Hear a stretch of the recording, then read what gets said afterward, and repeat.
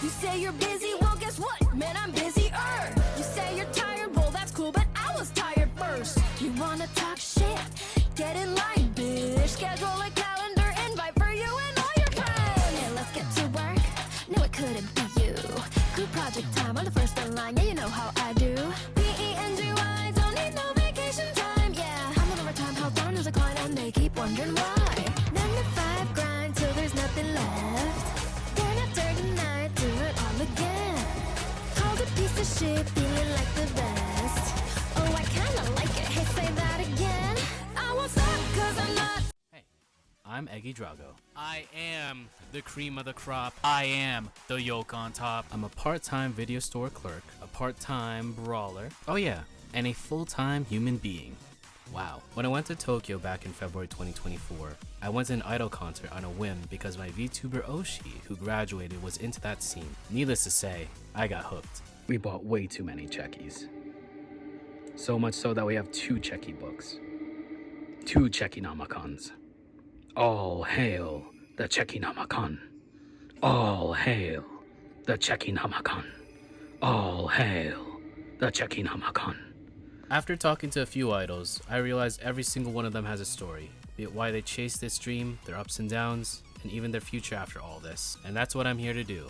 Learn more about the idol culture, the various scenes around the world, and to give them a platform to tell their stories. Every idol has a dream and a story to tell. This is IDOLEYEZ.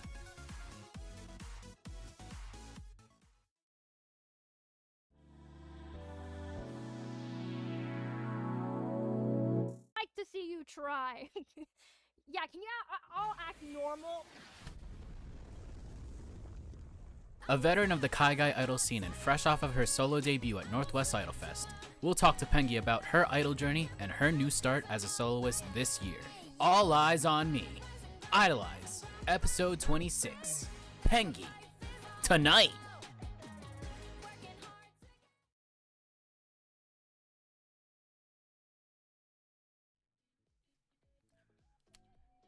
Oh my god. All right.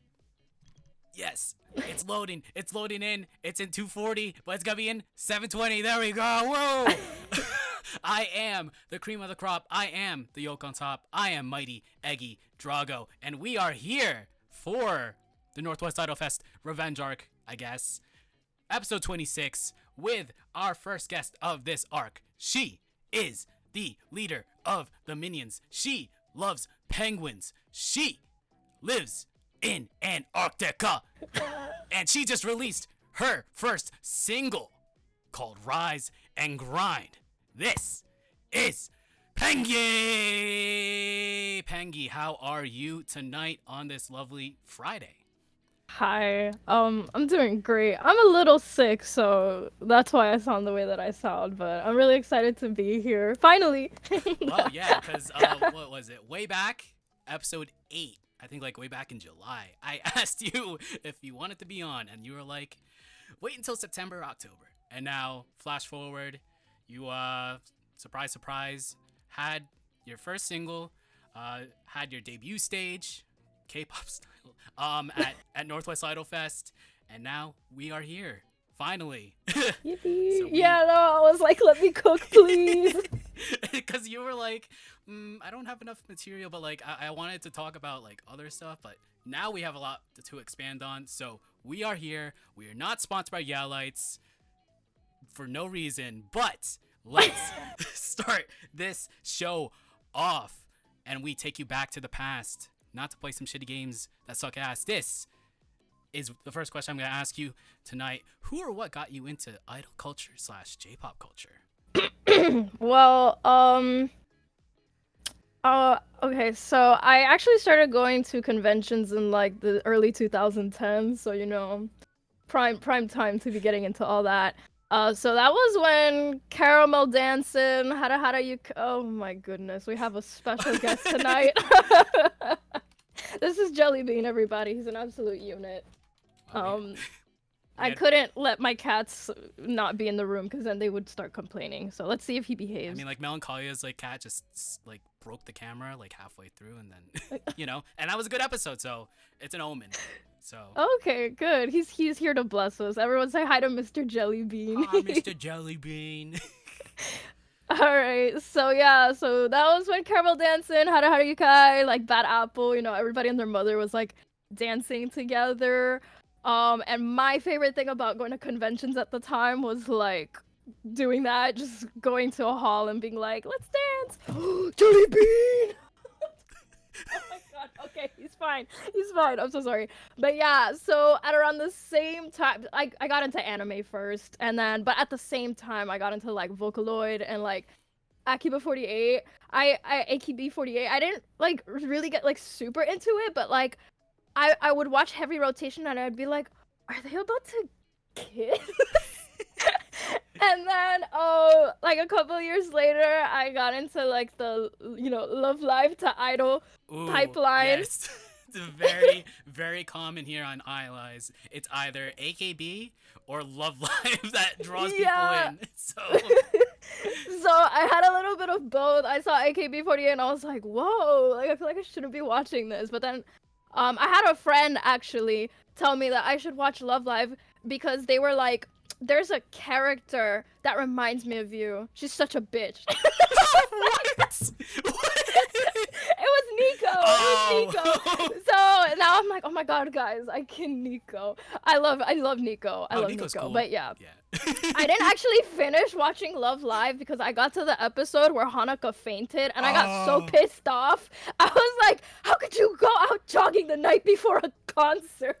I was so mad. I was so mad. Did you at least finish it? Like. No. No, not at all. What?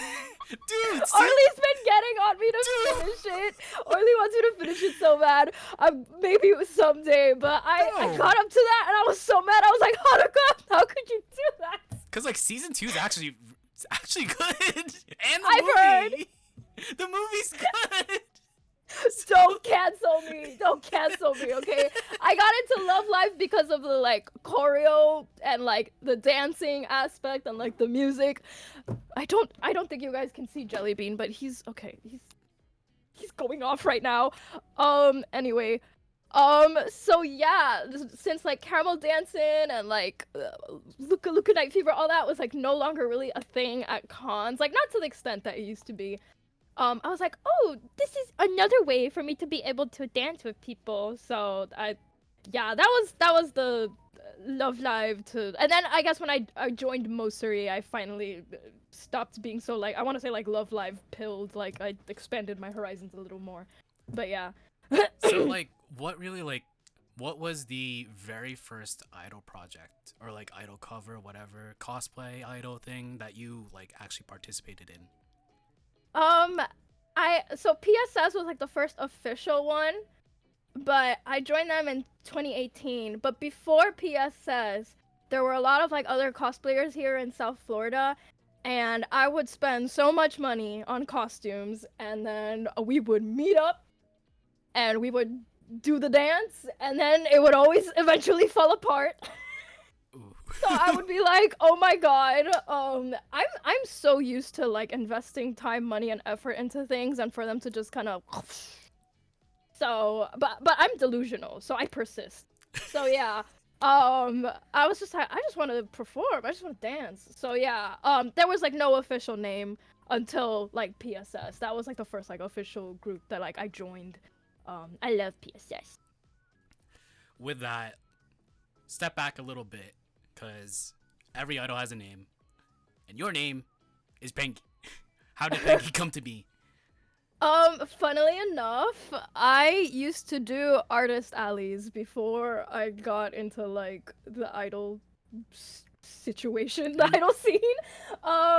And my art name used to be Luffy's Booty. Like, I had 2 Tumblr accounts. One of them is Luffy's butt, and the other one was Luffy's booty. And so I would go to like anime conventions, and people would be like, "Yeah, I'm here to see Luffy's booty." And my table partner was like, she was like, "Oh, let's figure out a new name for you." And I was like, "I would love that." And so we went by like Hoshi Adventure together, but then she named me like Pengy one day, and I was like, oh, like what is that? And she's like, oh, like you like penguins, so you're like Pengy-chan, and I was like, oh, so I'm Pengy now. So yeah, that's where that name came from. Very, very stark contrast from Luffy's booty to Yeah. Yeah. so, oh shit. Okay, going back on track. So Project Shooting Star, you did some covers, right? Did you like perform on stage or anything? with Yeah. that? Okay. Yeah. So We did. Yeah. Yeah. what was the very first time like performing on stage like? With them or like in general? I mean, why not both? So I don't remember the first time. Actually, I do remember the first time I performed on stage. I was very young, and I had spaghetti and like milk that day before I went on stage, so I was very nauseous, but I went on stage anyway. So I remember that. But that was like many years ago. But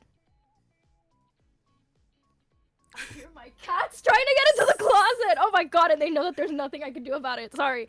Oh, and then first time performing with PSS. Honestly, it was amazing. I felt the spirit of Nico Yazawa take over my body, and I became Nico Yazawa. And the days were shining. All that. It was great. Okay. We were loneliest baby, whatever. It was great. You did Loneliest Yeah. Baby? Wow. Yes, yeah, it was honestly it was amazing. I loved performing with PSS. I love that group. Just yeah. How long did you like perform with them? From 2018 to 2020, so it's just like 2 years, but it was I still have like a lot of friends that I talk to, and like I keep up with like some of them are still in the idol community, some of them are not. Like I don't know. I've made like a lot of lifelong friends through there. I actually met Orly through PSS. Really? So yes, How? he was like our producer question mark. I don't know. We had like a couple of producers. They would like help us set things up, and yeah, and it was just really cool because it's the only time that I've been in an idol group where like a lot of people were in my area, so we would like take the train together, and that was cool. We had like a South Florida crew, and yeah, that was cool. Being in that group, was there like anything that you took away from that, like as a learning experience or anything? Specifically PSS, I don't know if there was something specific that I took away from it. There were a lot of like individual people that like I feel like I learned a lot from. Like there was no leader, but we had like a lot of like really wise members in the group. And it was like a very diverse range. Like the youngest person was like 14, which is crazy, but like they were always on top of their stuff. So it wasn't like, oh my god, we had like a 14-year-old that's like out here being crazy. No, like yeah. And then we had like 30-something-year-old, and they were also not being crazy. I don't know. I loved everybody in the group. So yeah, like we had like some really wise people in the group that would say things like, oh, you know, like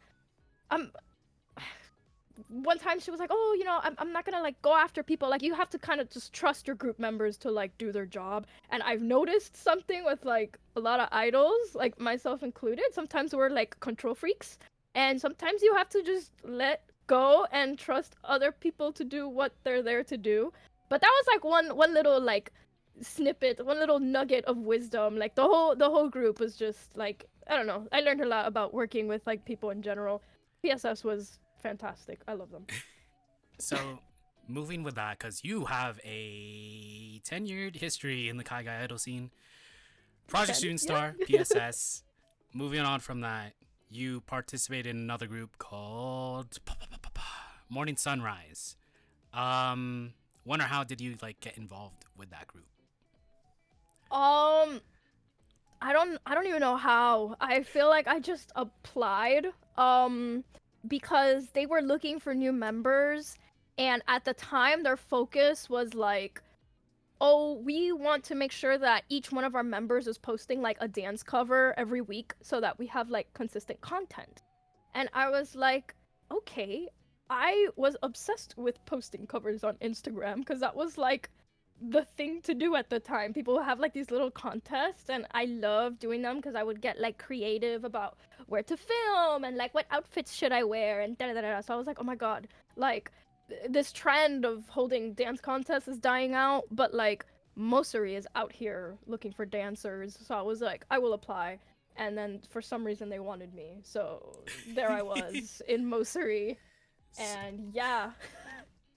I mean, being in that group, you also did some original songs. With that, like, what was like the experience like, being able to like songwrite or like be part of that? I'm gonna be so for real. With Mosuri, the format of the group was or the structure rather, was the complete opposite of PSS, where we had like no leader, no like nothing. Whereas in Mosuri, Kalina did like, I don't know how she did it. She did like everything, dude. She would do the costume, like everything. So I was just coasting by in Mosuri. I'm gonna be so for real, and I feel like most of the members, we were just there like, I don't know. I didn't really contribute much to Mosuri. I feel like I was just kind of there.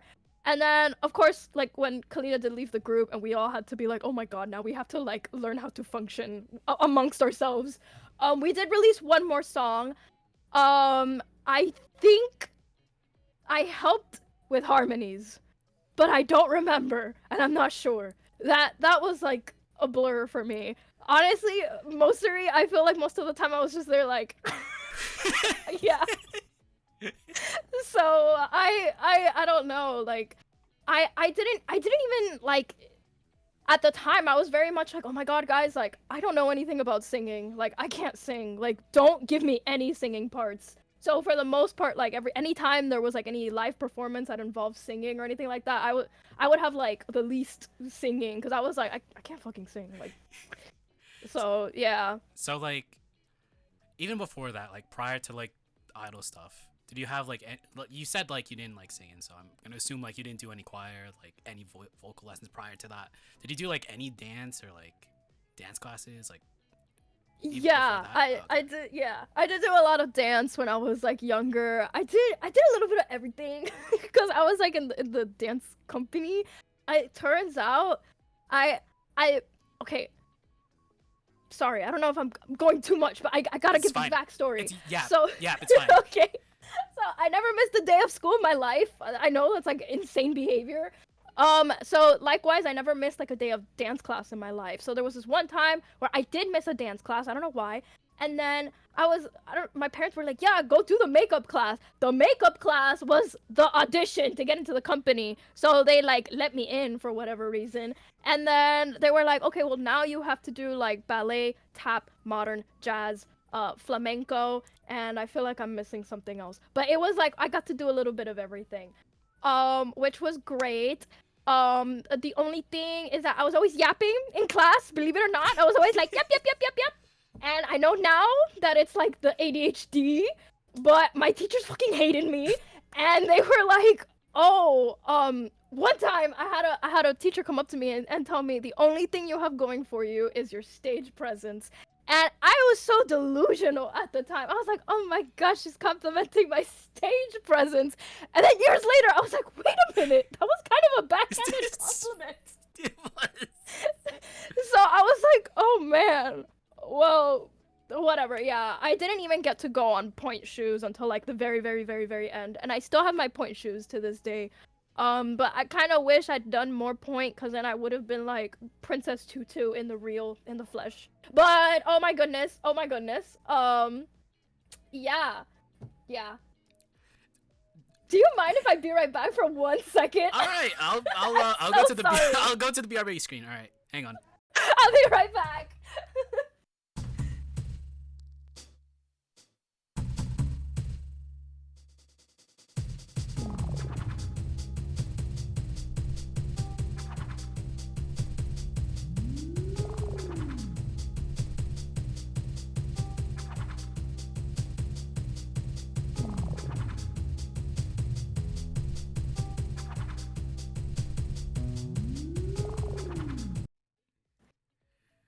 And we're back. We're back. Sorry. Totally my fine. Cats. Yeah, you know what? It's fine. It's cool. So, I was gonna ask, like, was there anything like that you took from those classes and like applied to like, I guess your idol career? I think being in dance classes, like obviously, I'm able to. Let me think. Like I guess I have that background where I also have like a lot of like different like styles of dance learned, because I feel like sometimes if someone like only takes ballet, like you can tell from the way that they move. So I guess I'm glad that I did not only do ballet. Maybe I'm a little bit better at like picking up choreo slightly faster. I don't know, because sometimes things will not enter my brain. So I lied. That's not true. Yeah, I don't pick up choreography faster. But I will say, like, up until I was in Rezo, I was always like the dance, like one of the dance leaders in every group. Like I was always, I am pretty good at like while I'm performing, I can look at everybody around me, and I can pick out mistakes very easily. So yeah, like even if I am doing a thing, I can like easily tell when somebody messed up. So that is one thing that I can do, and it's annoying. I'm sorry if you're in a group with me, but I will catch you doing a mistake. Actually, while we were getting ready for Northwest Idol Fest, like my backup dancers, I would like look at them and they would wait to see if I would forget what it was that I caught them doing. Oh my god, I don't know. It's just stupid. But yeah. That was it. Yeah. So, speaking of Resso, we might as well just segue into it. 1, what was Resso? And 2, how did you get involved with the group? So, Rezo was a 2D, 3D idol project. We did original music and covers, and we did our own costumes, choreographies, and more. Yeah. We did a lot of the stuff ourselves.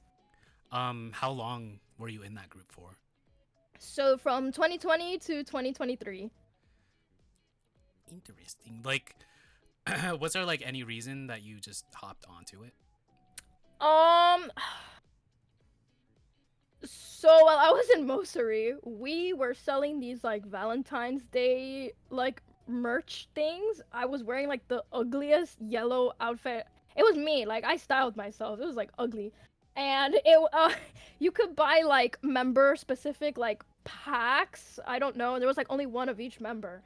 And then like Mimi had bought mine, and I was like, who is this? And I was like, oh, she's like doing a group, and she's like done her own group before, and I had like seen Stellar before. So I was like, oh my god, this is like the person who ran Stellar. So cool. Let me apply. And so I applied, and then I got in. So yeah, I was the third person. And I was gonna ask, like, in most of these groups, your image color has always been yellow, except for like one time where it's pink. Why did you choose yellow? So okay, I was pink in Project Shooting Stars because like I played Nico, and then I was like Ruby. And then we like switched to Idol Sonas like kind of closer to the end, and I was like, yeah, like I love pink. This is my color. And then I joined Mosuri, and something about me is that I do have a tendency to kind of like change myself a little bit, like not anything crazy. Like I feel like I'm still being me, but I'm like, okay, if this is what's best for the group, I will do it. Like I don't care. I'll do anything. So when I joined Mosuri, I was like, oh my god, guys, we already have 2 other pink members. We had a light pink member and we had a hot pink member. But when I joined, and they were like so nice to me. They were like, oh, you could be like peachy pink, which I do like. I like peachy pink. And I was like, how are we a group called Morning Sunrise and we do not have a single yellow member? I was like, I will take one for the team and be yellow. And so I was like, okay, at the time I was like having an identity crisis. I was like, oh my god, how can I be me if I'm not pink? But then I don't know. Yeah, yellow. I love yellow now. Like afterwards, when I made it into Rezo, I had the freedom to choose any color that wasn't purple or orange. because those were taken. And so I was like, okay, besties, do I want to be pink? Do I want to be red? And then I was like, you know what? I think yellow suits me. Pink, when you think of pink, you think of like very cute, very girly. I'm not very cute, very girly. I'm like the way that I am. Yellow is also like kind of a very vibrant color. I read somewhere that like if you put all the colors together, like yellow is the one that pops out the most, and it's very attention grabbing. Like that's why they have it on the school buses. That's why they have it on like the warning signs. I want to be very attention grabbing.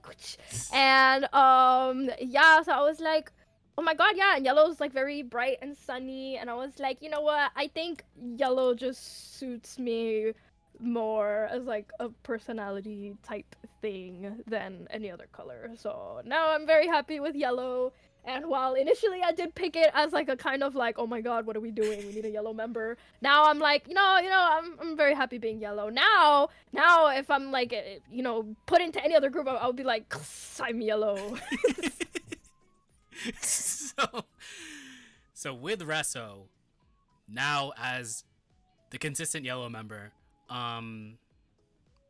like, how many like performances did you do as a actual like group? I feel like we didn't do that many. For like when I think about like compared to Mosuri, because like Mosuri was like kind of crazy. Like we did like 4 performances in the span of like 3 months or something like that. But Rezo, we did because we did focus on a lot of like online stuff. So like I feel like most of the focus was like on our music videos and things like that. But we had like our debut, which was like a holiday Matsuri. Then we had Akon. Then we did a couple of like smaller conventions. We did Tampa Bay Comic Con. We did like Otaku Fest, and then like MetroCon. And then we also did we did like around this much, 7, 8. Yeah. It's pretty good. Yeah. Yeah. Was there like really, how would you differentiate Resso from like PSS and Morning Sunrise? PSS was very okay. Both PSS and Mosuri were very like casual. PSS was a lot more like cosplay, idol. Like I was there as Nico Yazawa, and then later as Wooby. Mosuri, I was like not playing a character. I was like just me, with no wig, which is awful. And then no, like my hair is insane. I feel like some of y'all at Northwest Idol Fest saw me on the last day with no wig, and they were like, "You look fine. Like, who is this? You look fine, dude." What? I don't know. I had people who were like, "Who is this?" I was like, listen, it's better if I keep it contained. Anyway, Mosuri, we did do like a lot more like J-pop stuff, and Mosuri is also actually where I learned about the general kaigai idol community, because PSS was kind of like contained, like not on purpose. We were just like over here just vibing. Going, days are shining. Yeah. And then I don't know, yeah, so they were both like, I want to say like more casual though, like even with all that being said, like I felt Mosuri was still more casual, whereas with Rezo, it was like this took over my whole life. Like I'm sorry if you've heard this already, because I feel like I say this every time, but I just think that the best way to illustrate this is that we would meet up very regularly, and I would very regularly drive 8 hours for practice, because it would be 4 hours going up and then 4 hours going down. And that was just a normal, regular thing that I did for Rezo. And I was just very, like, all in on this group. It was a lot of fun, but I was also very, like, blood, sweat, and tears into this group. And also through Rezo, like, I learned, like, because I was telling you, like, in Mosuri, I was just kind of there, like, but in Rezo, because I had, like, a lot more, like, hands-on approach, like, I learned that I could do songwriting. Like, I learned that I could maybe try singing. Like, I still don't think I'm that good at it, but, like, I was like, oh, okay, shit, I don't have to keep saying, like, oh my god, guys, no, don't give me the non-singing parts. Like, fuck it, I could sing, you know?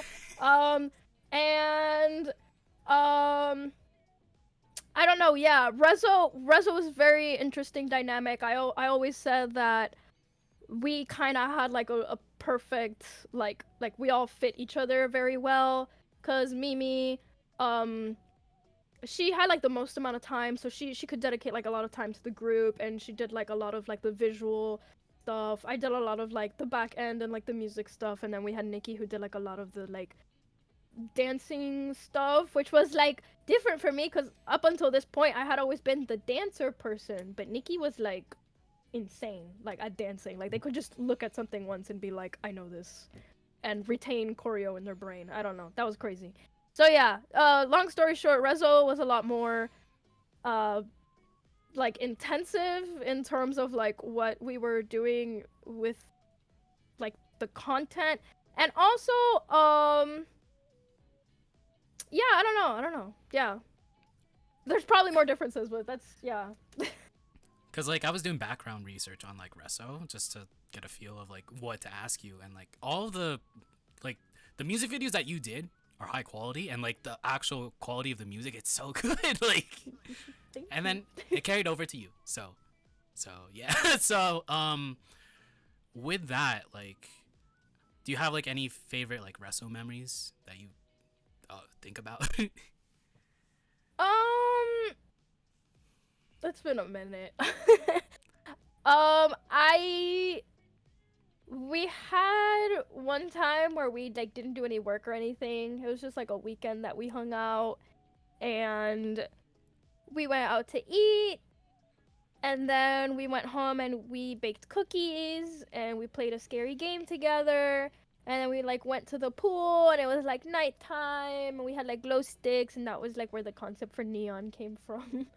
And it was just a nice day. And then there's also like when we first performed Let's Go Rainbow and Monochrome. It's very hard sometimes from the audience, from the stage to like, at least for me, like I can't hear the audience very well. Like they have to be like very loud for me to hear them. Like at Northwest Idol Fest, like Peony had like a gong, and she was like, oh my god, I'm so sorry if the gong was like really distracting. I was like, I did not hear the gong at all. Like I did not hear it. You're good. But while we were performing Monochrome for the very first time, like people, I guess like the song repeats, so they were like towards the very last chorus, we could hear the audience like chanting Monochrome, and that's like there's a very big separation at HallMad between like the audience and the stage. So the fact that we could hear them, I was kind of losing my mind. So yeah, that was a great memory for me personally. Was there like well, pretty much tenured with Resso, a couple years with that, right? Active with that group. Do you have like a favorite song that you worked on from them? I feel like I'm legally required to say Lemonade. I feel like it is Lemonade, because that's the one that I had like the most involvement in. I wrote the top line, and I wrote some of the lyrics, because sometimes when I do top lines, most of it is nonsense, but sometimes there are lyrics. And I wrote the Spanish rap because I had been like, oh my god, guys, we speak different languages. Let's put the different languages into our music. Like, I love that. And so I was like, okay, we are inserting Spanish lyrics. That was my first time like writing anything in Spanish, and I was like not our main lyricist. Like that was something that the three of us did together, but like I'm not out here coming out with lyric ideas. Until recently. But yeah, so I tried my hand writing the Spanish rap for Lemonade, and I was like, oh my god, this is so cringy, but like, you know what, I'm just gonna release it out into the ether. And then we performed it in Miami, where people speak Spanish. And I was like, oh my god, like I oh my god, don't look at me, don't perceive me, I'm just gonna perform this. And like but after the performance, we actually had people come up to us and they were like speaking to me in Spanish, and they were like, "Yo, that's so cool because like I didn't understand shit except for the rap, and I like the rap, so now I'm gonna check you guys out." And I was like, "Yo," and they're like, "Yeah, you gotta represent us Latinos," and I was like, "Yeah." So that was cool. So, with, well, I kind of want to like go into this, but like how during your time, I guess in these three groups, what was the idol scene like in Florida? I feel like I've definitely seen it kind of grow more and more. I feel like Florida's still very like, I don't want to say like separate from everybody else, but I didn't even know what Wotage was until I joined Mosuri, and that's like where I learned what it was. And even then, my first experience with Wotage kind of like scared me. So yeah, cause it was at AWA, and I didn't know what it was. So obviously, like, I come from, you know, the US, where like it's very much like, oh my god, guys, you can't be making noise while people are performing. And I was on stage and I was just seeing like everyone like kind of like talking to each other, and I was like, can you guys like focus on me? I'm performing right now. And it was eventually I get it now. I get Watage now. And I'm like, okay, it was just like I had no idea what it was, but obviously like I love it now and I want to be like involved, and like I think it's a really cool way to like showcase and like just give energy to idols aside from like, yeah. I don't know. So I think it's really cool, and like I'm having Orly show me the way. I want to learn more about Watage. Yeah, they were cooking. I'm sure they were planning and they were cooking, but like at the time as a performer, I was like, why? Like I was like, guys, I didn't know what was going on. I mean, yeah. So yeah. Cause like, no, go ahead. Sorry. When I went to Japan like earlier this year and like went to my first idol show, and like that was my first experience with Wold again, like call and mix, and like I thought like that crowd interaction was like taken away from the actual performer, but like learning about it now and like going through like several other like idol shows, like it's you know, it is like giving like energy to like the performer to like, you know, to keep going, but like that first time was kind of distracting, not gonna lie, but like now, yeah, it's like equal balance. So yeah, exactly. I feel like if you like walk into that first time and you have like no like just no concept of what it is, especially if you're performing, you're like, what's happening? So yeah, I don't know, but like now I know better, so that's cool. But yeah, sorry, we were talking about the idol scene, but yeah. I feel like now I feel like there's work to be done in the Florida community. I keep saying South Florida because I always have to go to Orlando for anything to happen. But Orly and I are cooking something. And yeah, I don't think they've said what it is yet, but if Orly's out there, yay. I don't know. Yeah, overall in the US, it's definitely gotten like bigger and bigger and bigger, and like I don't know. I hope it becomes more bigger. More big. Bigger. I mean, yeah, cuz like when I started this show, it was when NWIF got announced, the last NWIF got announced, and then what was Idol Party LA, and then Natsumatsuri, like back-to-back weeks. So like definitely from what I've seen, it's very much expanding, especially with like East Coast and the DMV area with Idol Gateway and like shows like over there on the East Coast. West Coast is always popping, and then lower East Coast, I don't know what's gonna happen there, but hopefully something happens. So I'm jealous of the West Coast. West Coast has too much, but you know, it's pretty much a hotbed for kaigai idols over there. So yeah, you know, Yeah. the country's way too big. Country's way too big compared to like Japan, Tokyo. It's mostly everything's just centralized into like Akiba and like other different central cities. But like, yeah, it is what it is with this country. Or way too big. So, yeah. USA. Going back on topic with Resso. looking through like the actual, I told you about this. You had a wikia. You had a wiki entry. I was like, you were like, what?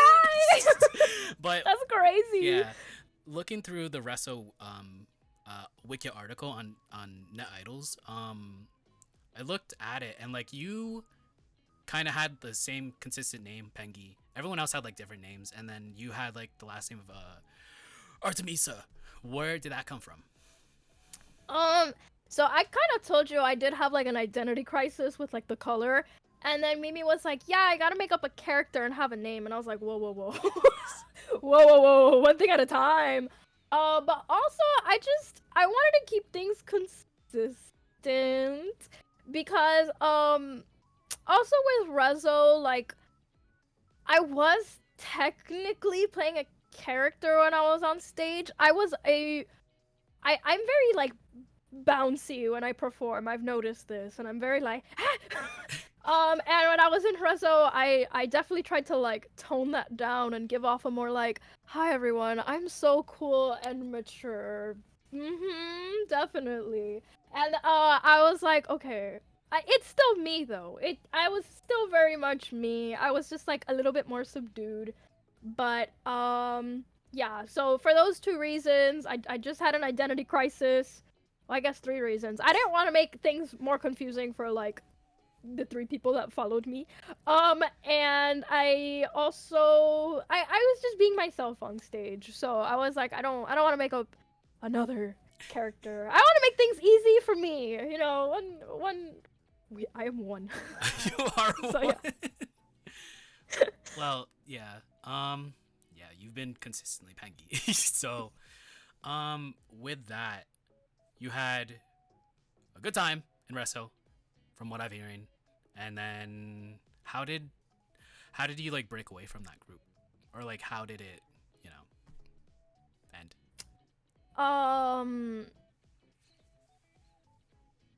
It ended due to like health complications, just a lot. And yeah, I mean, eventually all things must come to an end, and so yeah. I don't know, the group just disbanded, I guess. All right. After that, did you like want to join another group, or did you just like want to do something else, or? So, I'm very much like, I definitely prefer being in a group, but I had put so much of myself into Rezo. It was essentially like, at the time I had been doing school, I had like a job, and I also had Rezo, and for me it was like just like the people that knew me, they know. It was Rezo like 24/7. That was like all I did. And I just put so much of myself into it. I had always said like, if Rezo disbands, if anything happens, like I literally said I'm done being an idol. Like that's how like serious it was for me, because I was like, I don't know if I could ever like put this much dedication into something, which is kind of unhealthy maybe. So maybe let's not do that. But I prefer being in a group. I don't know, I'm not the most organized person. And I'm also very much like, I cannot formulate my own opinions. I have to be like, oh my god, guys, what do you think about this? Like, I need to show this one thing to 7 or 8 people and get everyone's opinion before I can then formulate my own opinion.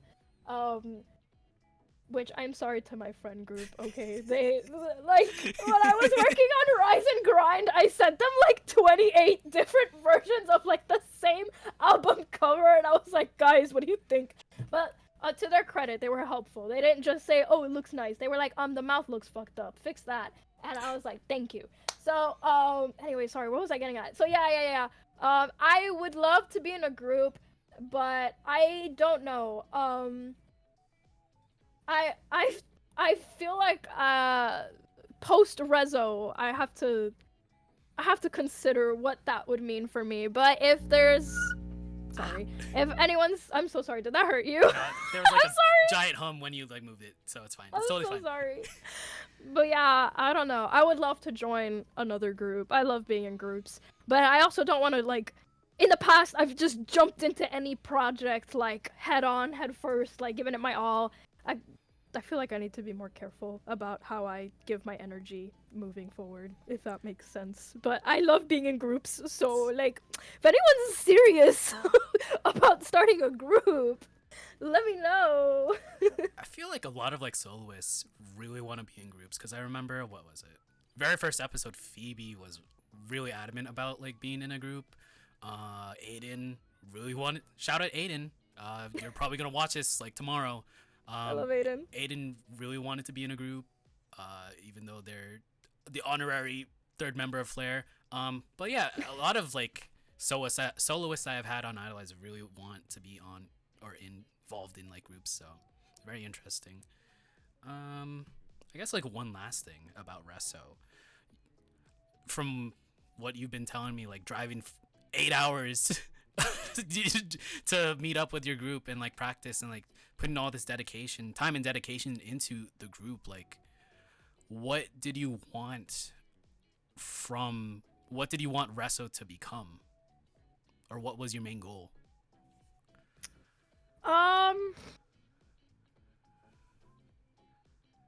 For me, it was always like, I just wanted the next thing that we put out to be better than the previous thing. And I wanted us to be like, something like kind of legit. I don't know. I don't know what that means either. I just, I don't know. It felt like we were putting a lot of work into everything. And I wanted more people to be able to see it and enjoy it.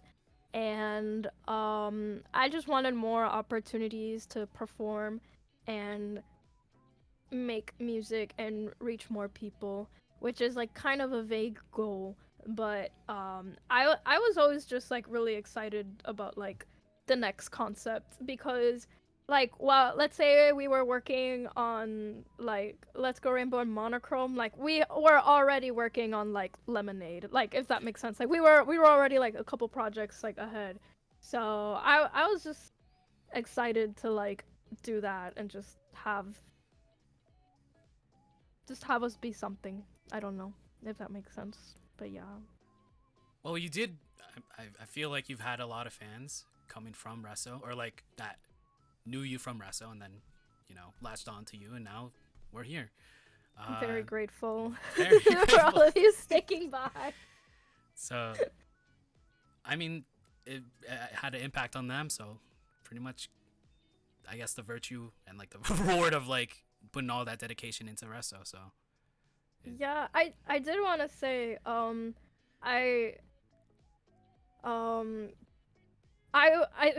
did mention like after Rezo disbanded, I had always thought like, okay, like I'm not gonna keep doing idol stuff, and like I did perform with Aiden like shortly after we disbanded, and I had like a lot of fun, and but I was still very much like, okay, I'm just gonna peace out now. But I went to AWA that year, and I was not in like Pengy gear. I was just like as myself, but I still had like I had like a couple of like really nice people come up to me and say like, ask me like, hey, what are you gonna do now? And I was like, oh, I didn't know you guys cared. Okay. And that just got me thinking. I was like, okay, like I have nice people out here who want me to continue. And like I like performing too much, like let's be so for real. And I like creating, and I like the creative outlet that being an idol gives me.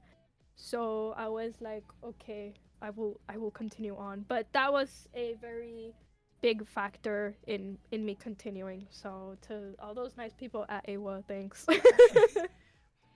Speaking of, I guess you did bring it up a little bit, but like afterwards, or like earlier in 2023, you did perform you went to Japan and you performed with one of my friends and also really great idol, Aiden.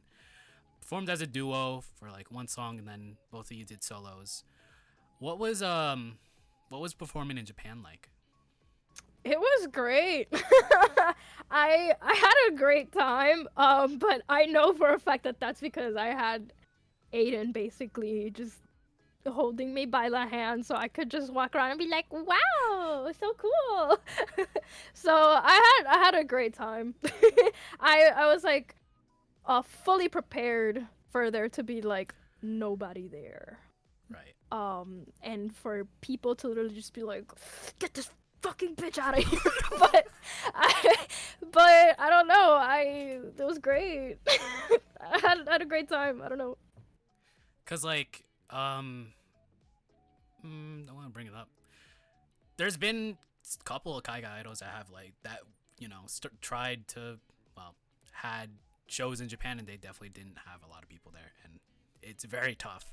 So thankfully, when you were there, you definitely had a good time with a packed house or people. So yeah, so maybe it helped that I came in with a mindset that I was like, nobody's gonna be there for me, like nobody. And I have seen like, I don't know if it was like, I don't know why, but I know that sometimes like people when they're there and like if they're there for another group and they're holding their spot in front they're gonna be like on their phone, and I'm like, oh my god, such rudeness. But sucks, like I didn't experience that. But also you need to remember that I am delusional, so I was like, oh my god, 2 people are here for me, like, which by the way is crazy. I'm like, I flew to the other side of the world, and the fact that there were 2 people who came to see me is crazy, because like, why would anybody know me in Japan? So shout out to Santiago, and shout out to the other person who came to see me. But yeah, and honestly, the crowd themselves was like really nice. Like, I didn't have a faux pas with like the other idols though, but I'll tell you about them in a second. But the crowd themselves were like really kind to me, which I don't know. I had a great time performing, because like I think Aiden was like, hey, like, she's stupid, she doesn't speak Japanese. And I was like, watashi wa like, pen lights, kiroi. I've learned a lot more Japanese, cause like the second time I went to Japan, I was able to like actually talk to people, but I don't know what gave me the balls to go to Japan, to speak no Japanese, and just go like, yay, let's perform. But I did it. It was a lot of fun, and the audience was really nice to me. I know that there's been like tough crowds out there, but the audience there, like, there were other people that were not there to see me, and they were still so nice. Like, we had technical difficulties at some point. Like in the middle of Aiden's song, like the CD, why are they still using CDs? I don't know. It's the Japan. CDs just like exploded, I guess. And they were out there, you know, doing the hard work, figuring it out. And I was just standing on stage like, hey, everybody. You were vamping? I was vamping, but I was like, I can't talk. I can't speak to you guys. And then I was like, you guys know, at that time, the what is that song called? Idol. Oh, Idol, yeah. By Yoasobi. I was like, y'all know that song. It was so awkward. It was so awkward. But then someone, I don't know how this came about, but someone in the audience was like, tell a joke, and I was like, I'm not funny. And then they were like, tell an American joke, and I was like, they wanted you to be Seinfeld. I don't know. I was like, I don't know American joke. Like, I'm sorry. They really assumed American funny. So I don't know. Yeah, well, I was having a great time. I was like, guys, I don't know any American joke, but... And then, anyway, by the time the whole shenanigans with the CD was fixed, Aiden was like, yeah, sorry, you can only do 1 more song. And I was like, okay. So I did my 1 song, and I was fighting for my life. But the audience was so nice to me. They were so nice to me. I was like, ah! And they were like... So yeah, oh, I have to tell you about the faux pas. So I know usually people have like issues with the audience, but I did not. You know, I had a great time. So shout out to them. Oh, and I want to tell you this. This has nothing to do with anything, but I saw some grade A Wotage that I incorporate into like every live that I go to now, but nobody understands. So I'm gonna tell you now. So if you see me Okay. doing it, you understand. There was a guy that was just standing there going like this.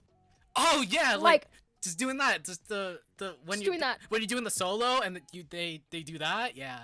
No, but he wasn't like reaching out or anything. Oh, He what? was just, Oh yeah, like that, like not Yeah. with a pen. Like that's what did Pio say? It was Chikage. Like Wotage is like Yeah. with the the fuck's my pen light? With a Oh, sorry. Yeah. with a pen Sorry. light, whatever, Chikage. Lysol. I'm It's see, no. I don't know anything. You know, I'm fresh in this culture and like learning stuff too. So, you know, we're both learning, and I don't have a light pen light. So here we go. There's a light. They have this is Wotage, this is Chikage. Po, if you're Okay. watching this, sorry, but like yeah. Yeah, sorry. Oh my goodness, guys. I'm such a fake fan. But yeah, like it wasn't like any like hand free motion. It was just Just that. so I do that. I just do that now. Just a force So choke. it's just literally like Yeah. hand held out. Oh my god, this is such a scary angle. I'm sorry to the viewers at home.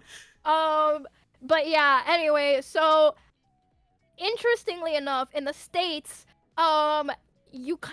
it's kind of like, I want to say good manners, and also like you want to do it because like you want to see what everyone's cooking up.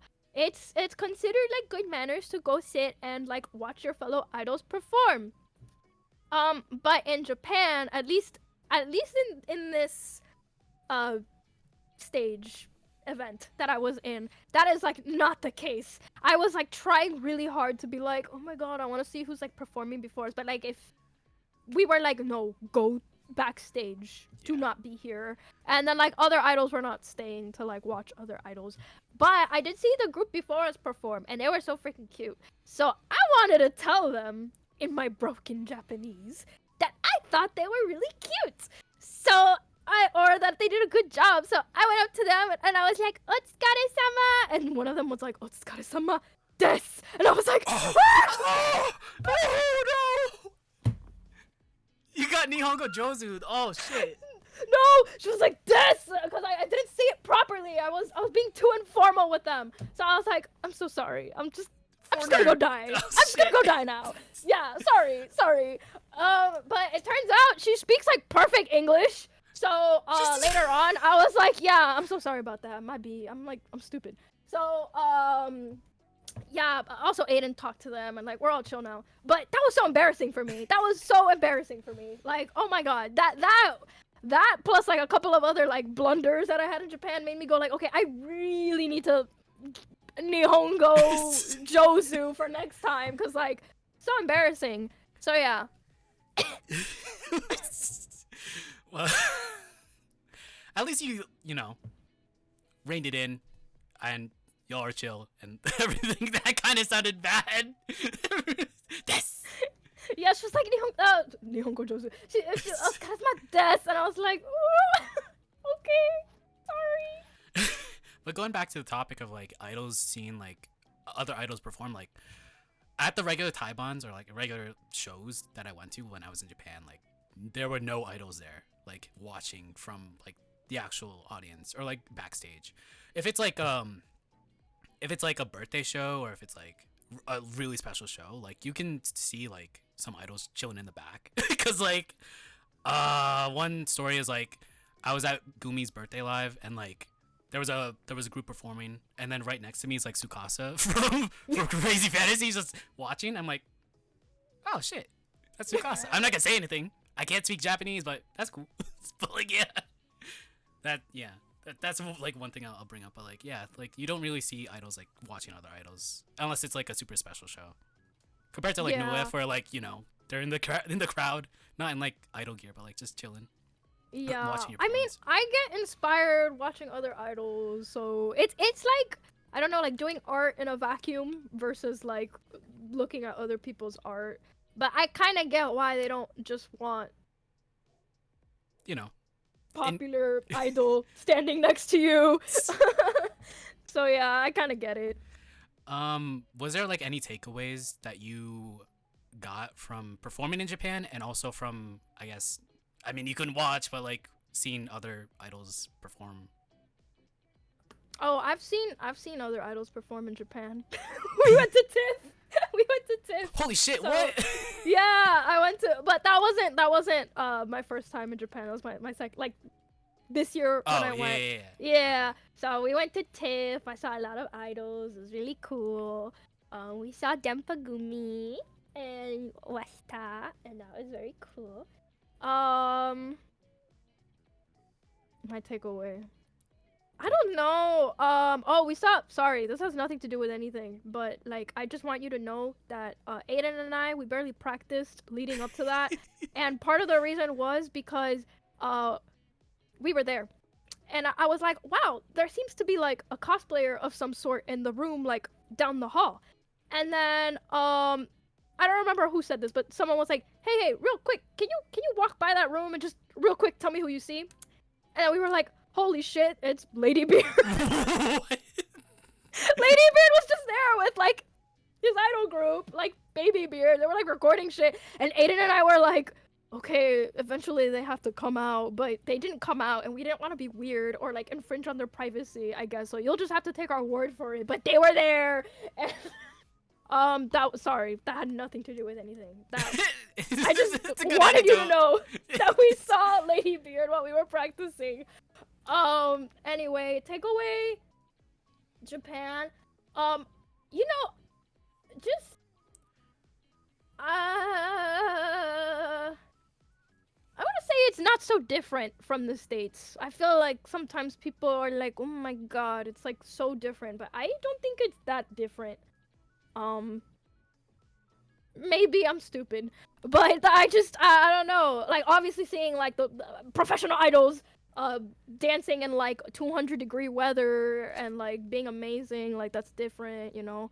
But like the smaller events that I've been to, and it's not too different.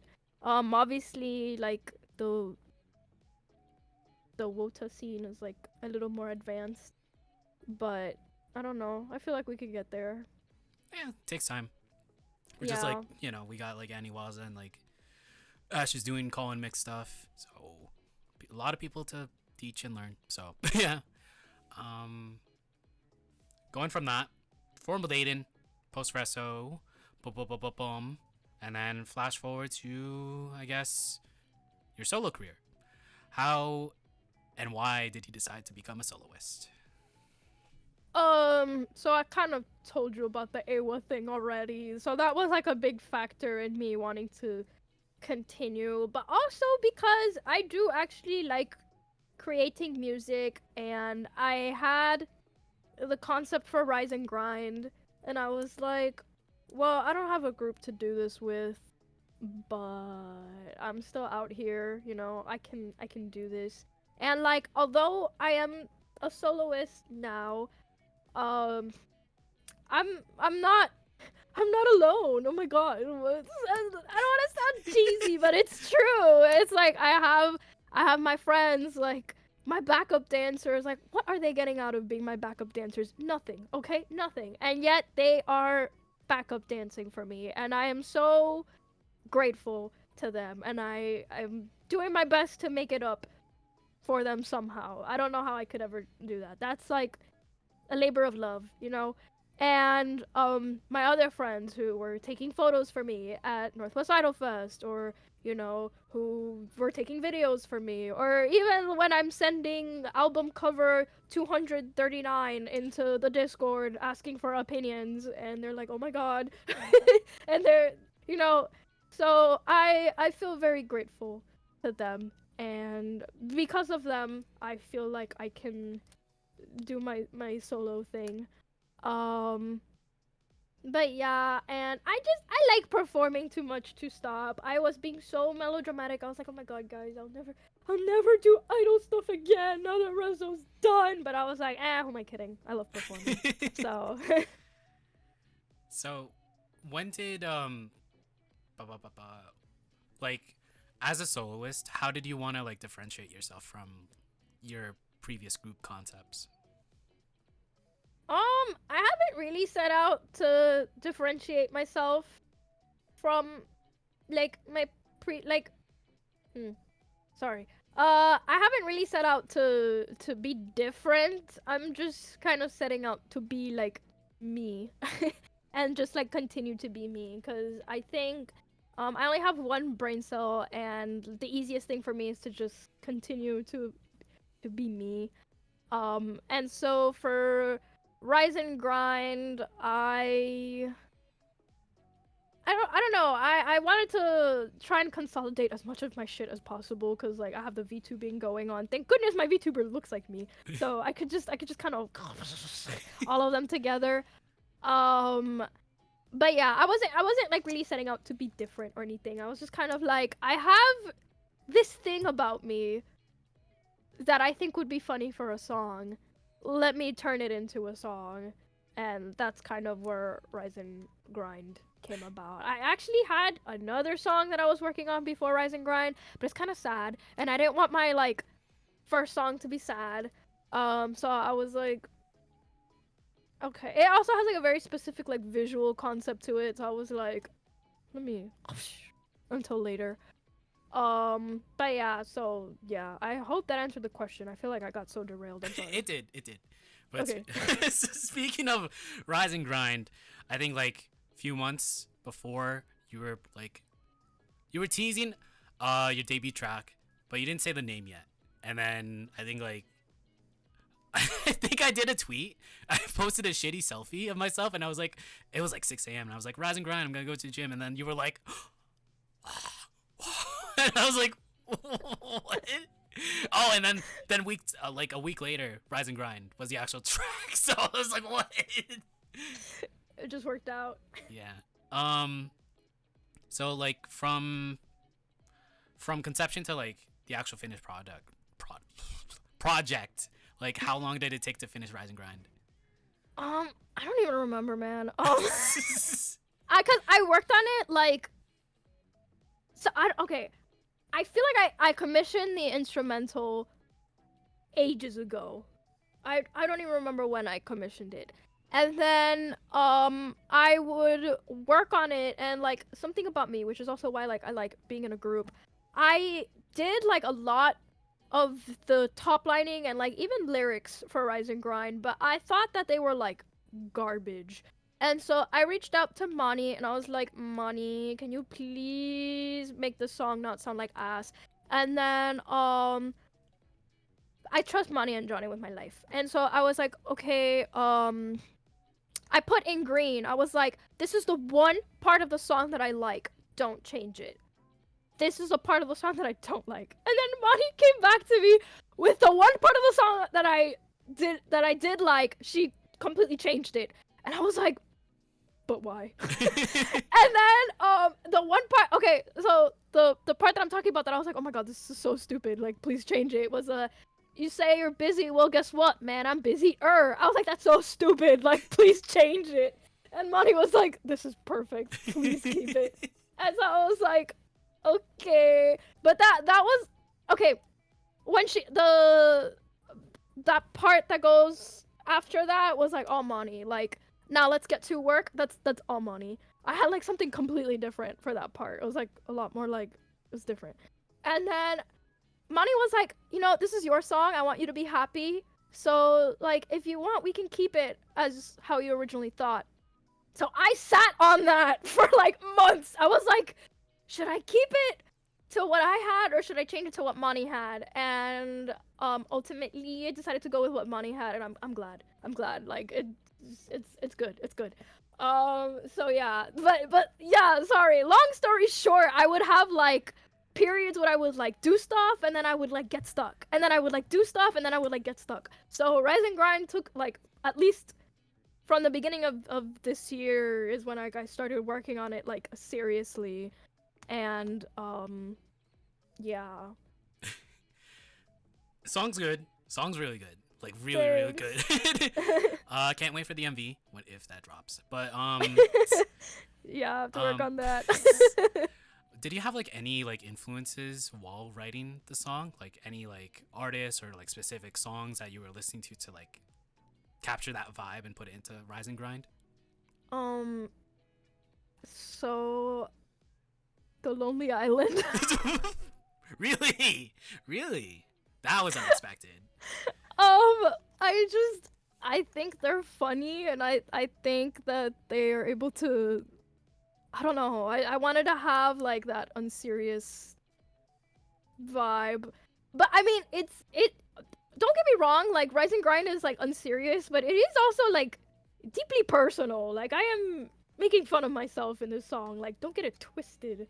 Um, but yeah, Lonely Island, and then I guess like musically speaking, it's a little bit of like 2015. I don't know. I'm really bad with years. Like that era of K-pop, which like Oh, I was feeling some type of way about Rise and Grind. I was really nervous that it wasn't gonna be received very well, especially in like the kaigai idol community, because it doesn't sound like J-pop. It's not like a very J-pop sound.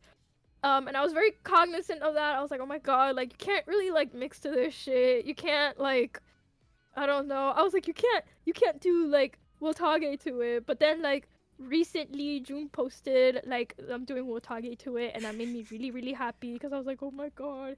And so far everyone's been really nice about Rise and Grind. So I'm very very thankful. I know it does not sound like J-pop at all. it, you know. Yeah, but yeah. I mean, like, the kaigai idol scene isn't, like, defined, but, like, it is inspired by J-pop, but, like, there are, like, what am I supposed to say? It's not supposed to sound like J-pop. There's stuff that is inspired by, like, the actual scene, but, like, you know, we have, like, Aiden, who does their type of deal. Alex Pink, who does, like, 2000s pop punk kind of aesthetic. You know, it's all over the place, and that's what makes this scene good. So Yeah, I do like that we've kind of become our own thing, and yeah, so I hope I don't want to stick to just one music genre, like me personally. I just felt that this type of sound fit like the theme of like get to work. So yeah, that was kind of like the vibes. with Rise and Grind, you prepped it for release the day before day one of the day before your actual like live performance, solo debut performance at Northern Lights Festival. And I'm just gonna like go into Northwest Idol Fest. What made you decide to like actually apply for Northern Lights Festival, and what made you decide to debut at Northern Lights at the Northern Lights Festival? I just felt like that was the place to be for like idols, and I hadn't really done a lot of conventions this year because I had been like saving up for Japan. Oh, same. So I was like, okay, like I feel like I don't know, I wanna go there. And like and I think it was perfect because like I don't know, like everyone's there for the same thing. So, and I felt it's the most fun that I've ever had on a stage, to be so for real. I was like really nervous beforehand, but yeah. And as for picking the date for Rise and Grind to release on that date, I don't know if I had the foresight to plan like that. I'm gonna be so for real. I don't remember what was going through my mind. I just know that I'm grateful to Northwest Idol Fest because it kind of forced me to, like, I have to pick a date. Like, you have to release this shit, like, now. And I've always been very much, like, I like to release things, like, and we did this in Rezo too, where, like, I like to release music, or, like, my VTuber debut was on a repeating date, because I feel like it makes it easier for people to remember, like, hey, my idol debut is on 10/10, like, my single release is on 10/10, or, like, my VTuber debut is on 3/3, like, it's a lot easier to remember than 3/27. So, yeah, so I was like, okay, when's the next repeating date? It's 10/10. So, yeah. That was pretty much it. It just all worked. It all worked together. Yeah, all worked out. Well, we went through like why you went to NWIF. So you did like 3 songs: Rise and Grind, You did no, even before that. You did the Mashley OP. Yes, Bling Bang Bang Born. Yeah. You did Rise and Grind, and then you did the Joshiraku ending theme. Yeah. What? Well, you of course you had to do Rise and Grind because it's your first solo. But like, what made you decide to like do the Joshiraku ED and then also the Mashley OP? So, shout out to the Dead Sea if they are. Ooh, oh my god, I'm sorry. I keep like moving this ever so slightly. Okay, shout out to the Dead Sea if you are in chat. It's like they are.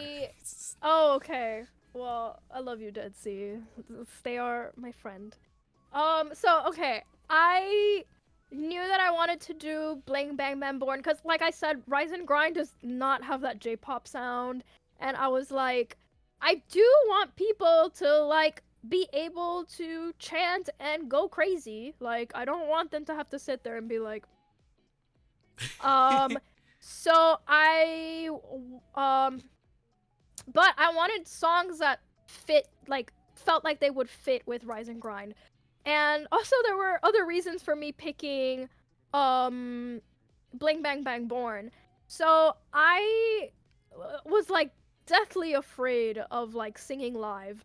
I feel like I've gotten really like good at singing if I am sitting here in my desk, air conditioning. I'm not moving. I can replay the track as many times as I want so I can get a good take. Whereas when I'm on stage, I've never been able to hear myself. Like, never been able to hear myself. Like, so I usually tend to like yell over. I'm trying to yell over the music so I can hear myself, and so it's like, girl, what are you doing? So like I did put it out of thought into this. So yeah, I was like, okay, I wanted to do Bling Bang Bang Born because there's like a lot of rap in the beginning, so I can kind of get used to like just speaking into the mic before I have to like sing, if that makes sense. Like, I don't know. And then I felt like the rap also kind of fit with the vibes of Rise and Grind because there's like also a lot of rap in Rise and Grind. And then Dead Sea was the one who suggested Nippon Egao Heike, and when she suggested it to me, she was like, you don't have to, but I was like, dude, no, that's perfect, because it has like a lot of rap in the beginning, but it's a very hype song. I think it's like a great way to like end the set, and it's so fun. I love Momoido Clover, and it's also very like very mixable. Like, I think my favorite part watching back all the footage is like hearing people in the audience doing like things. So yeah. So I felt for that reason like those three songs fit well together, and thank you, Dead Sea. Everyone say thank you, Dead Sea. Dead Sea. A little bit of a fact or anecdote, like when you did Rise and Grind, that was literally the first time I heard it. I didn't listen to it like the day before, and also and Rise and Grind live was so good. And then the very first song you did, that was the very first time seeing you perform live, and you blew me away. I'm doing the worst pep talk ever way early, but like you were really good. Like really, really good. Like I was like, wow. And taking photos. I still need to edit, but like, yeah, but yippee! I want photos. Was there any pressure, like being the very first act to start off the Northern Lights Festival, or no? Kind of, yeah, because I was like, oh man, like I gotta be good. But also I was like, no matter where they put me, I'm gonna be stressed the fuck out. At some point, I was going to be last in the set list because of the hurricane situation. And then, I was kind of like, oh, dang it, because we had...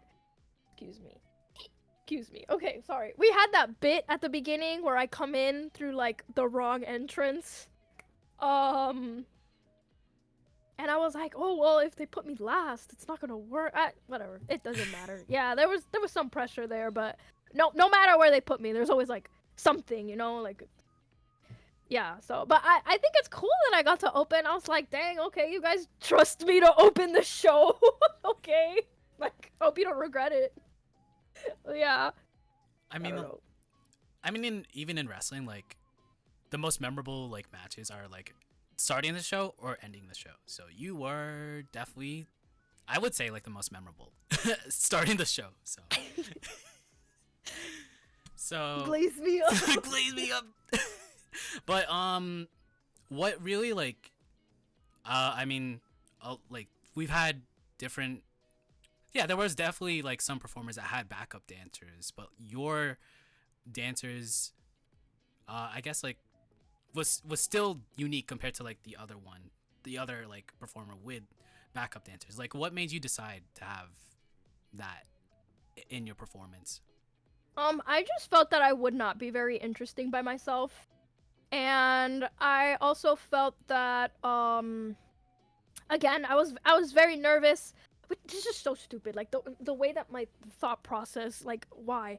I was very nervous about having to like exert too much force to like sing and dance live, but I still ended up like just singing and dancing at the same rate as the backup dancers, which defeated the purpose of having the backup dancers. But it's fine.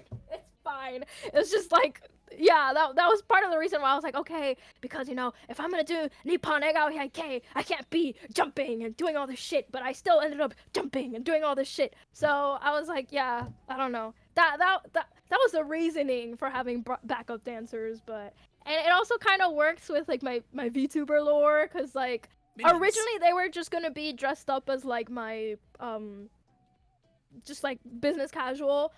But and then like I love that Guppy matched my energy. And Guppy was like, yeah, like you know with the bob and the glasses, and then I was like one time I was like, what if you guys had black lipstick? And then I was like, no, you guys don't have to. But Guppy like remembered that, and they came to the show and they were like, I have the black lipstick, and they looked so good with it. I love that they had it. It completed the look.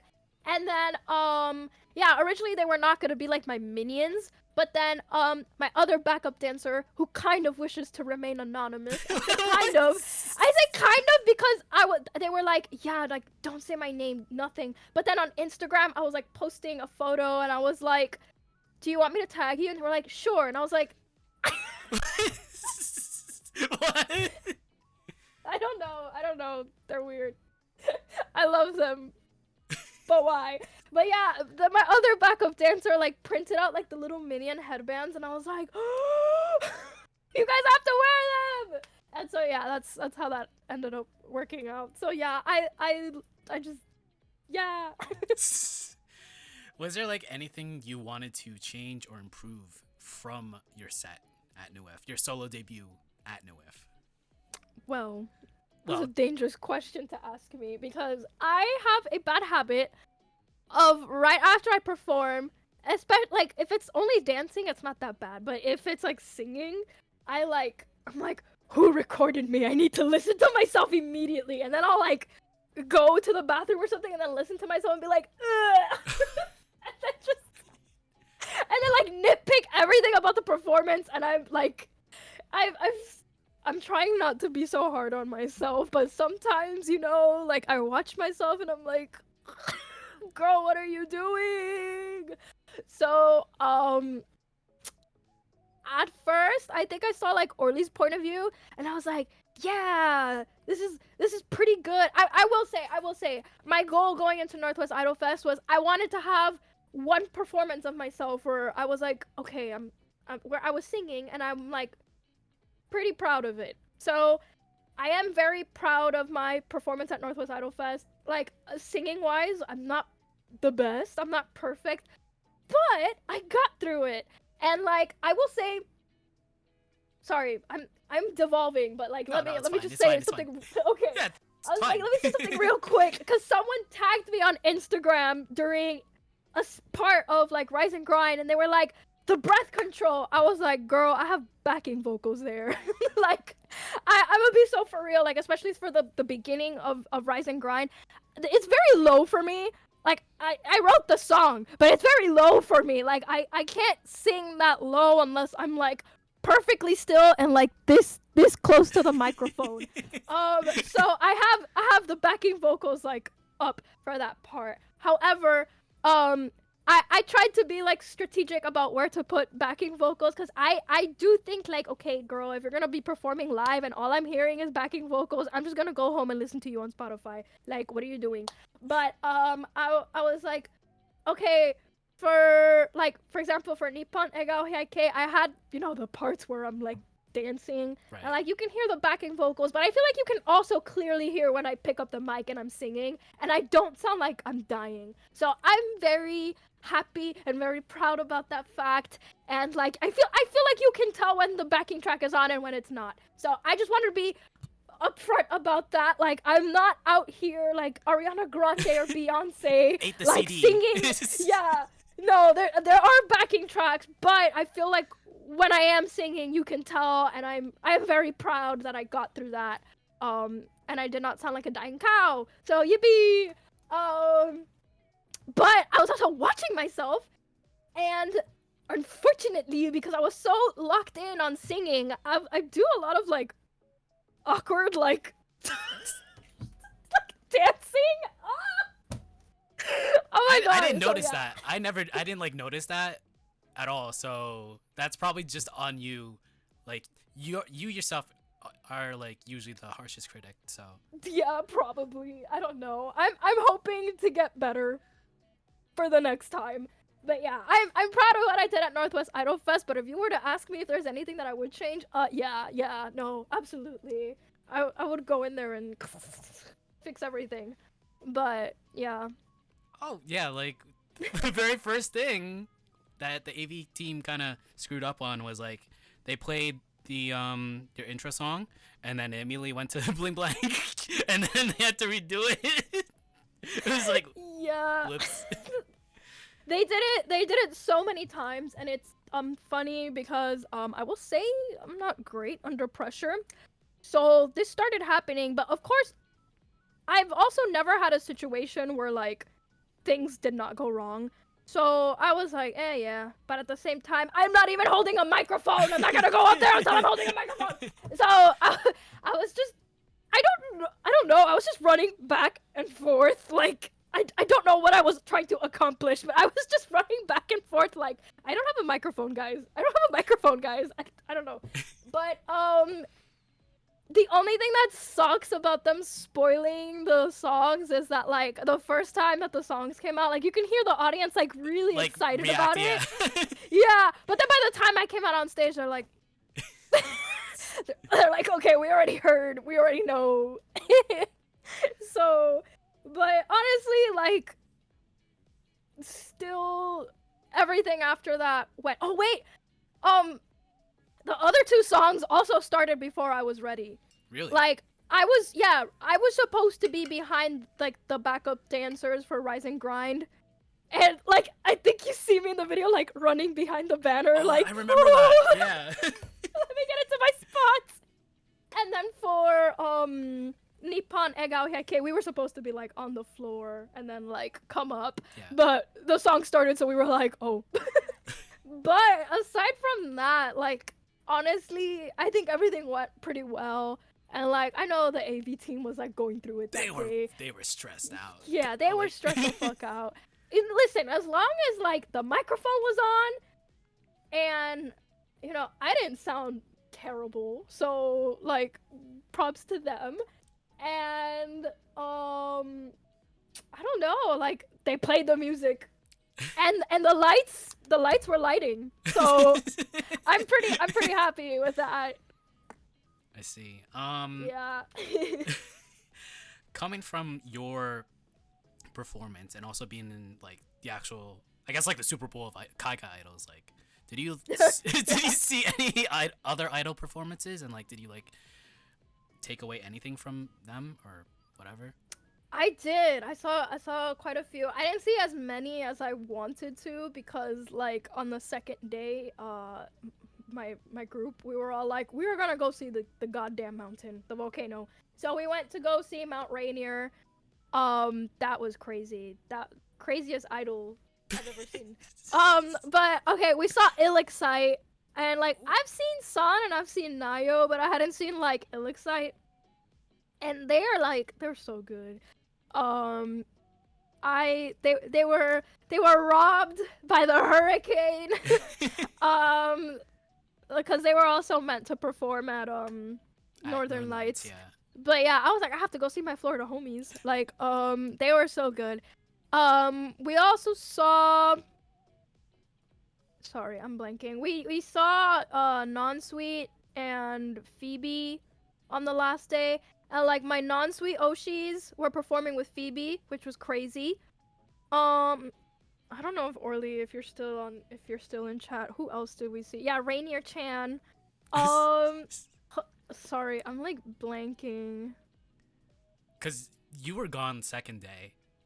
Yeah, and then I came back for like the Anikuda. Cause second day we went to go see the mountain, but I was really sad because there were a lot of like performances that like I did want to see. I saw Barry, like practicing with like Alice and like, cause they did like a 4-person live. I wanted to go see that, and I saw them practicing, and I was like, but okay, Orly forgot to. But I don't know. But overall, it was really cool seeing everybody and how they do like different concepts. Honestly, also the other performers at Northern Lights, we loved Italia is Kawaii.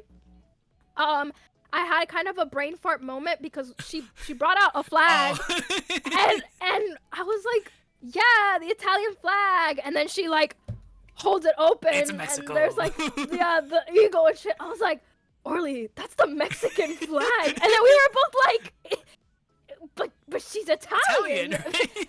I thought she was Italian, bro. But yeah, and then I love my soda. I don't know. That was crazy. That was great. And then country idol. I cannot. I don't want to try pronouncing. Hashin Madjin. Yeah, I definitely butchered it too. Sorry. I don't want to try pronouncing that in German. But Kawaii she was country insane. idol. Yeah. She was insane. I lost my goddamn mind. Okay, I lost my goddamn mind. She was so good. Cause funnily enough, Caramel Dancing was originally what I was gonna perform instead of the Momoito Clover song, but I was like, I'm not gonna be able to sing that live and sound good. I don't know. I was like, I'm not gonna. No.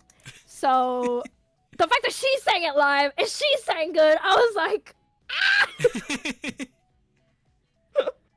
So yeah. Overall, I love seeing other idols. I just felt so inspired. But yeah, no, but like for real, like it's cool. It's like you bring your own art project to class, and then you get to see everybody else present their own art project, and they all have their own spin on it. And that's what it felt like to me, and it was very cool. Yeah. I mean, yeah, because like everyone definitely had different concepts, especially in Northern Lights. Like everyone had like something to bring to the table. Like even with you, Pengy, you did have like backup dancers, but also you did like different songs. Original song, you showcased your rapping skills. You showcased, I guess like with props with the Josiraku ED. Jazzy Cat, it was EDM. Also had backup dancers. They were good too. Blanking. Italia is Kawaii with the props. She had cool visuals too. Yeah. And then Pastel Roulette. Pastel Roulette with like the roulette concept, and then they did Psychic Fire, which they were so sweet. Yeah. They were so sweet. I liked them a lot. And then Hashin Mashin butchered that again, but like the country idol thing is very unique. So like everyone brought something really good to the table. Like no one was really doing the same thing, so it was a good showcase, especially for you. So thanks. Do you have a concrete like set list? Because I know you're going to AWA. Do you have like a concrete like set list of what you're doing? Is it gonna be like the same thing or doing something different? Or I know of course you're gonna do Rise and Grind, but like you know. It's gonna be the same thing. Mostly cause like all the choreography, even the last song that had choreography, we did like a lot of changes to it. So it took like a really long time to like put all 3 songs together because we essentially had to like choreograph everything from scratch. And Guppy, one of my backup dancers, really helped with that as well. So that's yeah. So I will be doing that at AOA. However, I'm also gonna be participating in the Event Horizon. Yeah. Yes, I could tell you guys here today. Eggy exclusive, Idolize exclusive. I could tell you guys the set list for that. So Rise and Grind will be on there obviously. Can't wait to do this. To Rise and Grind. But yeah, the first song is gonna be my like, I don't know if you've ever rated me or if you've ever witnessed someone rating me, but it's the 1, 2, 7, 3 down the Rockefeller Street. That song. So that's gonna be my opener, and then Rise and Grind sandwiched in the middle, and then I'm gonna have Shiny Days by Asuka be my last song. And I hope people do a little campfire. So yeah, that'd be cool. Interesting. That's yeah, actually that's a good set list. Thanks. It's a little weird, but I hope people enjoy it. Going through that, we might as well just like, I guess, do like a little retrospective and also like talk about the future. Like in general, oh my god. In general, like what would you say was the toughest gig that you've done in any group or like as a soloist, whatever? I mean, as a soloist, I've just done yeah, but like Idol Best. Yeah. No, I get what you're saying. Akon.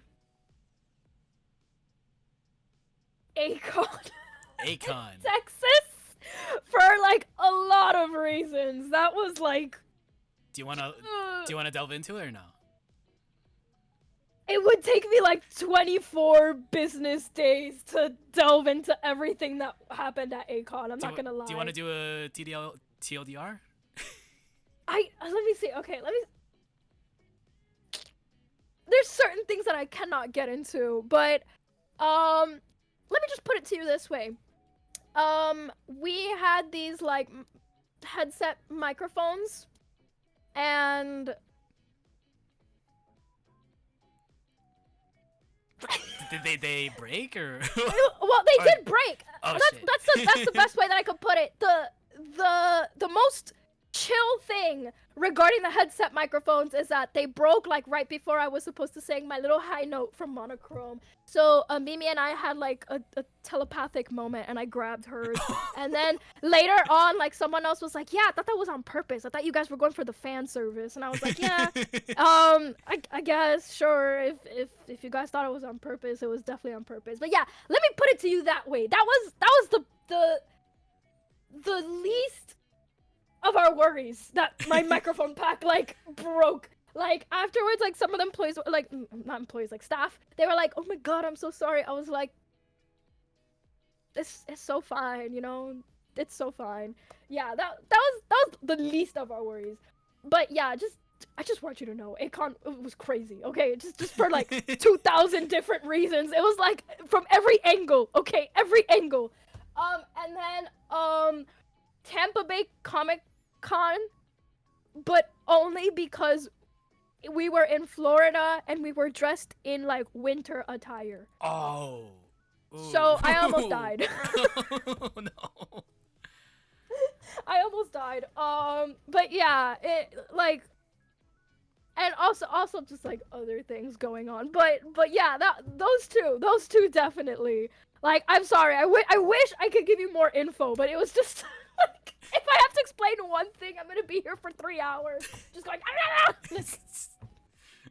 I mean, you know, it's a talk show. Do what you want. If, like I said before, if you want to be Aiden's record, totally fine. I'm fine. Yeah, we're gonna be Aiden's record for sure. I don't Aiden, know. I'm coming for you. I guess we might as well move on. What would you say is like the most difficult part of like doing Idol?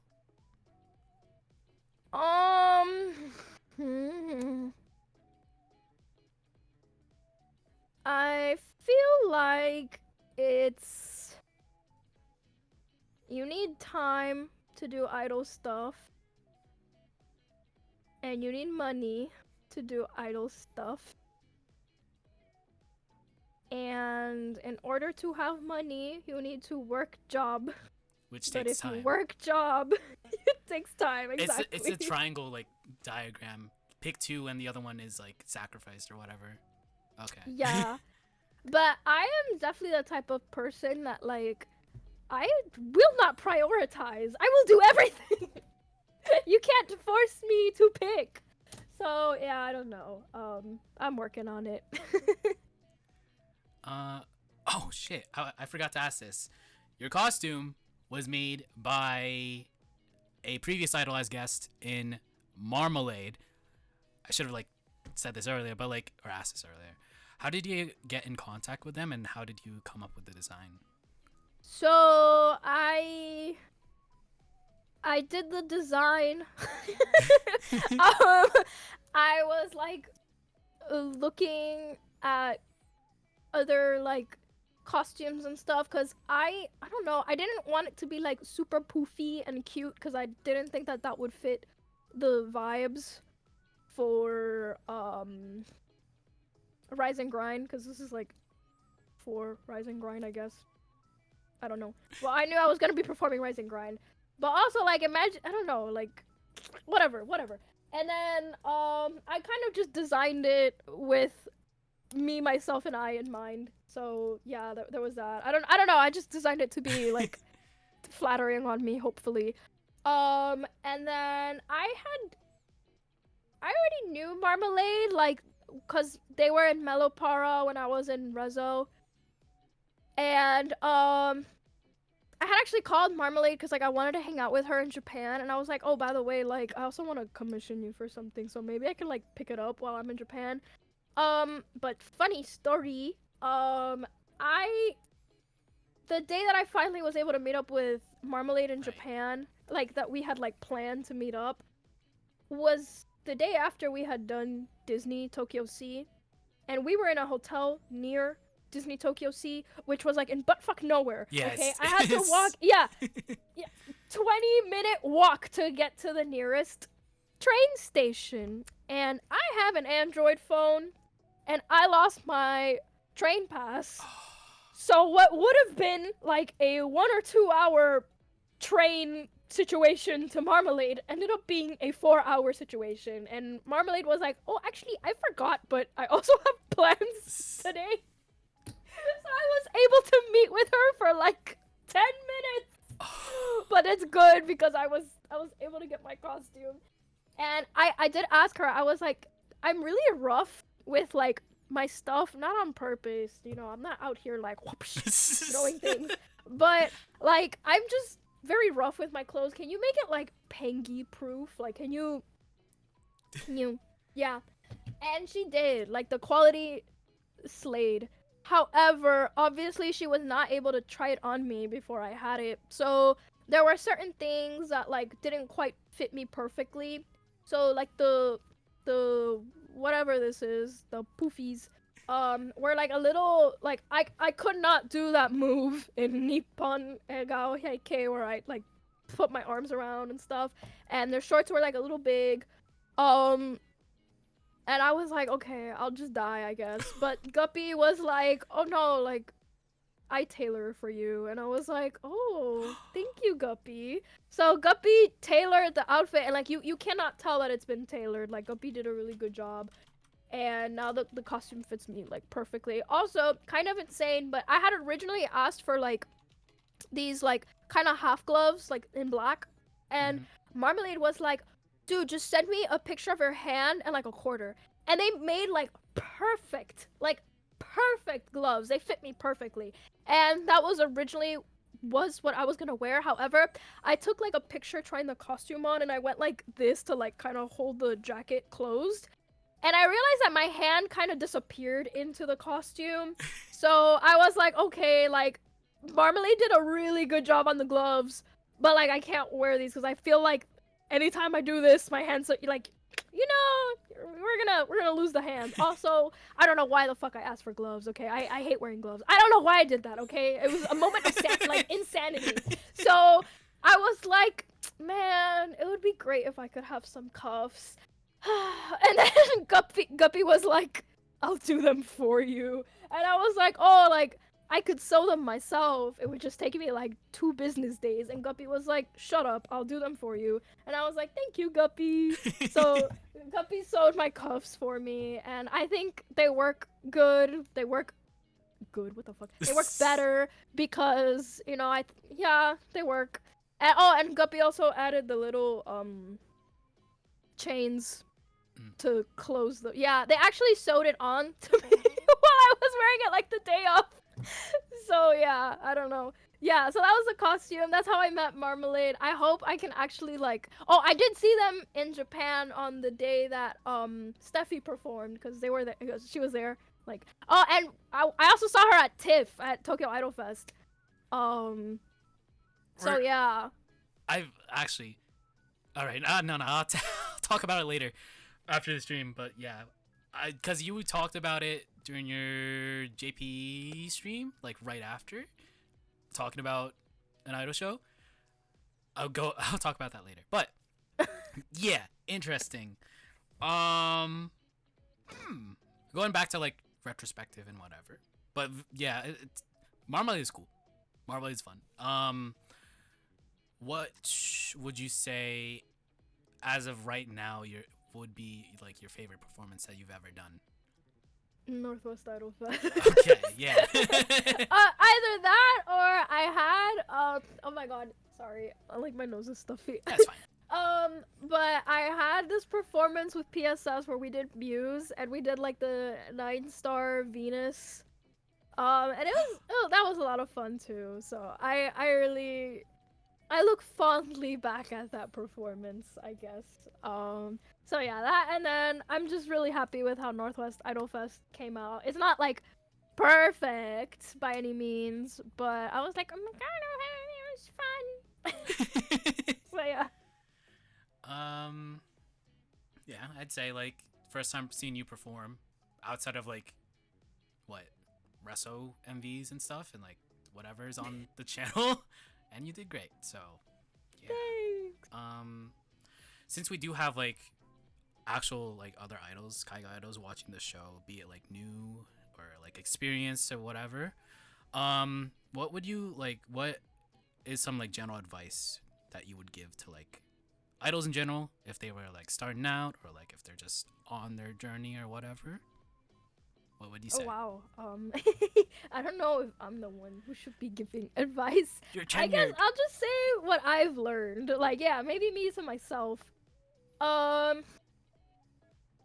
actually, in general, I've seen that this has become like a slippery slope with like people in idol groups. Cause I have friends who are like in groups and like I've seen this happen. Like, it's just so obvious, and I'm so sorry it's gonna sound so cheesy, but like it's true. Like the minute you are not enjoying yourself, like why are you doing this? Because I feel like the audience can sense the vibes. I feel like if you are not having fun and you're like kind of just forcing yourself to like perform, I feel like people can tell. And then also like, I don't know, like just why do it? I don't know. I like doing idol stuff because I'm like, oh my god, I have to create and I like to perform and I want to get this out there.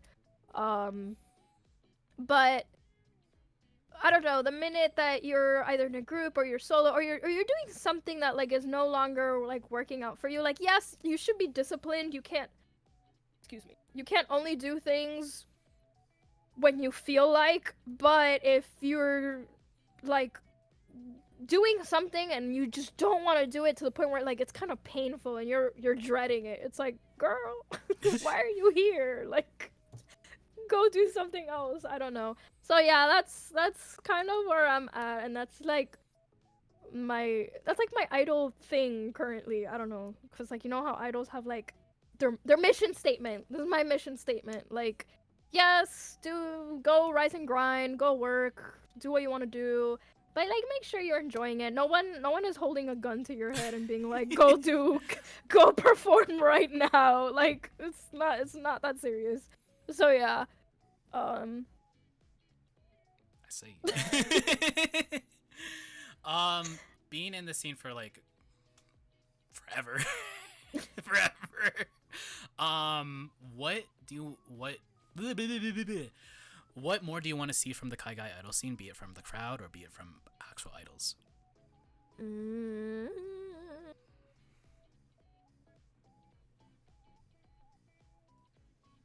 Sorry, I have to think. What do I want to see from other idols? I don't know. I just want to keep being like surprised by other idols. Like I don't want to like start expecting like the same thing. I want us to like move forward as a community, which I think we are.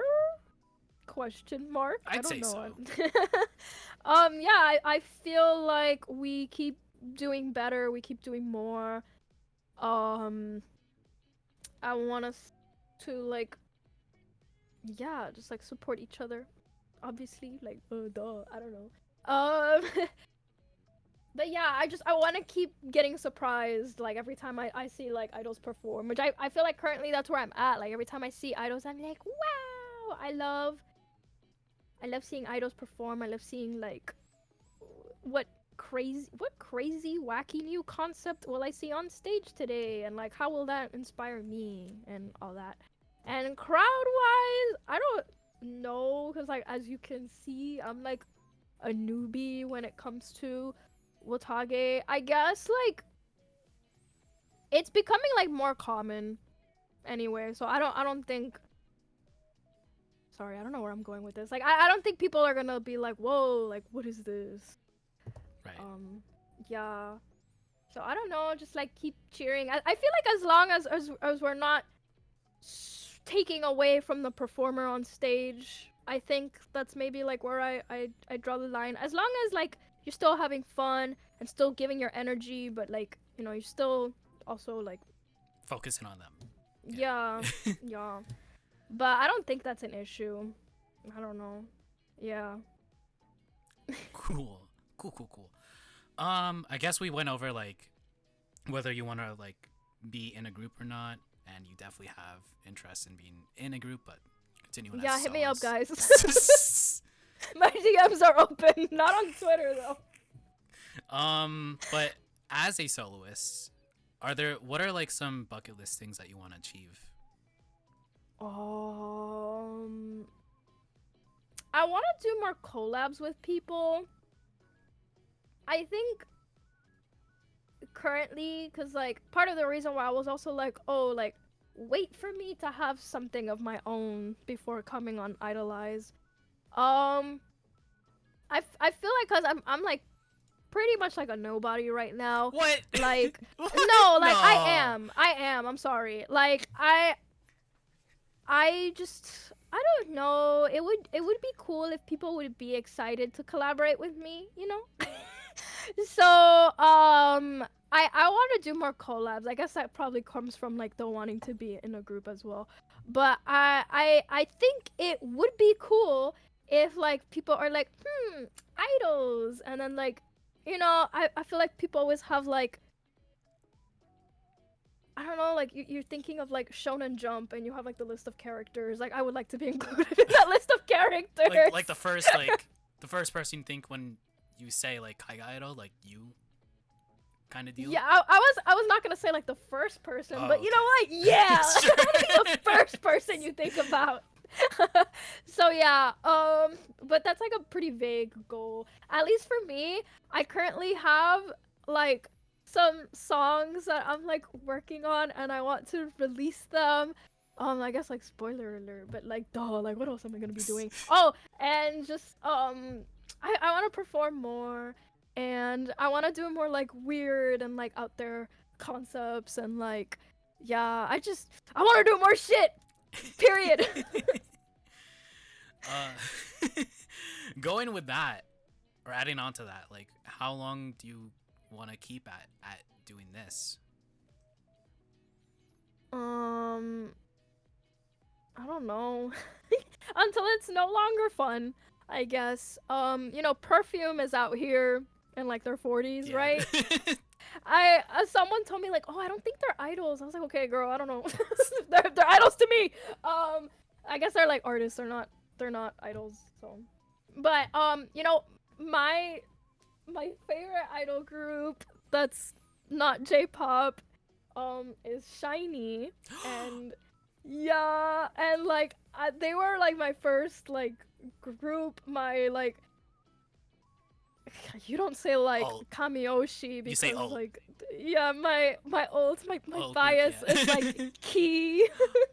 And they're like older. They're like in their older. 30s, right? They're like mid 30s, Yeah. yes. And like they're still going so strong, and they're like goals for me because they could sing and dance live. Like they do crazy choreo, and I've seen like videos where they like turn off the sound behind them and you just hear their vocals and they sound so good, and I'm like, I wish that were me. So that's my goal. I'm not gonna tell you how old I am, but I'm old, so, or at least old in terms of like what people want from idols. I don't know. So yeah, I hope to be like SHINee and Perfume, and I hope we can stop saying that like 25 years old is old, because that's not true. That's crazy. I mean, I'm old. I'm fucking 26. So, that's old. That's old. That's old. So, I don't know. Who knows? Like, after being an idol, like, what do you plan on doing? Settle down. I don't know. I haven't really thought about what I want to do after being an idol. I feel like I'm probably gonna find something to like occupy myself with. I've always had like 200 hobbies going on at the same time, like, you know, cosplay, art, and now idol stuff. And yeah, I'm sure I will find something. Like I cannot sit still or have like, or I guess there's VTubing. Oh my god, I forgot about VTubing. Yeah, maybe I could keep VTubing. I actually really like streaming. I'm gonna get back into it. Sorry, y'all, for the hiatus. I blame Northwest Idol Fest. But yeah, I like VTubing. But I don't know. I always like performing. I hope I don't get to a point where I'm like, oh my god, like I'm too old to be doing this. Like, time to become an accountant and have nothing going on in my life. I don't know. There's people that think like that. It's like, oh, you're like too old to be having hobbies. I'm like, girl, what? Like, do you want me to just go home and stare at the wall all day? What? I don't know. So yeah, I'm 40 years old, confirmed. Dude, I actually forgot my age the other day because like someone was like, oh, I'm turning X years old, and I'm like, we're the same age, and someone was like, no, you're not.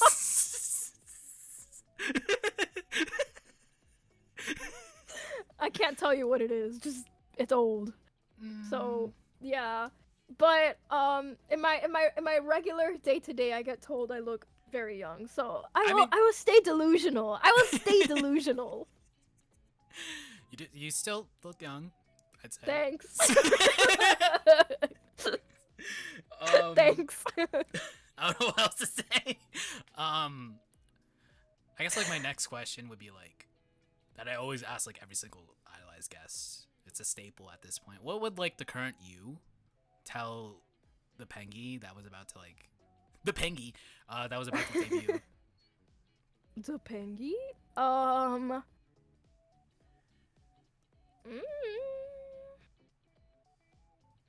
That's a great question. I don't know, because I feel like I am the way that I am now because of all the like experiences I've had.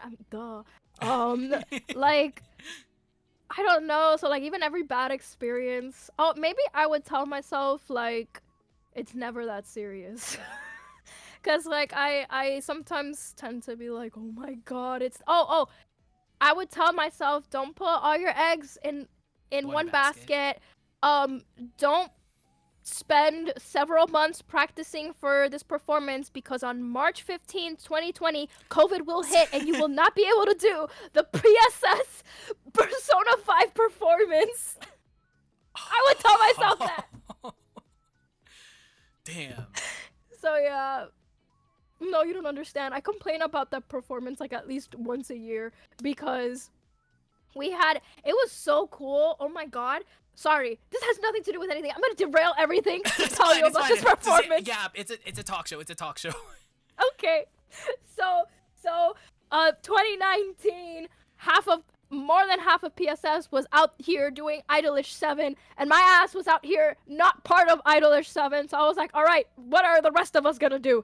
And we were like, and I was like, okay, we're doing Persona 5, and we had this like cool thing going on where we like did like a relay, because in the video game, you know, the characters, they dance by themselves, and then the other character comes in, and then they would leave, and then this person would dance with the other person at whatever. It was cool, and we had like this whole thing planned out, and then like I was gonna do like I was gonna be Joker, which is a joke because everyone was like 3 feet taller than me, and Joker's like 6 foot tall. I don't know, so maybe it's a good thing that we didn't do this performance because it would have looked ridiculous. But there were things leading up to this performance. Like I snapped my ankle while practicing for it.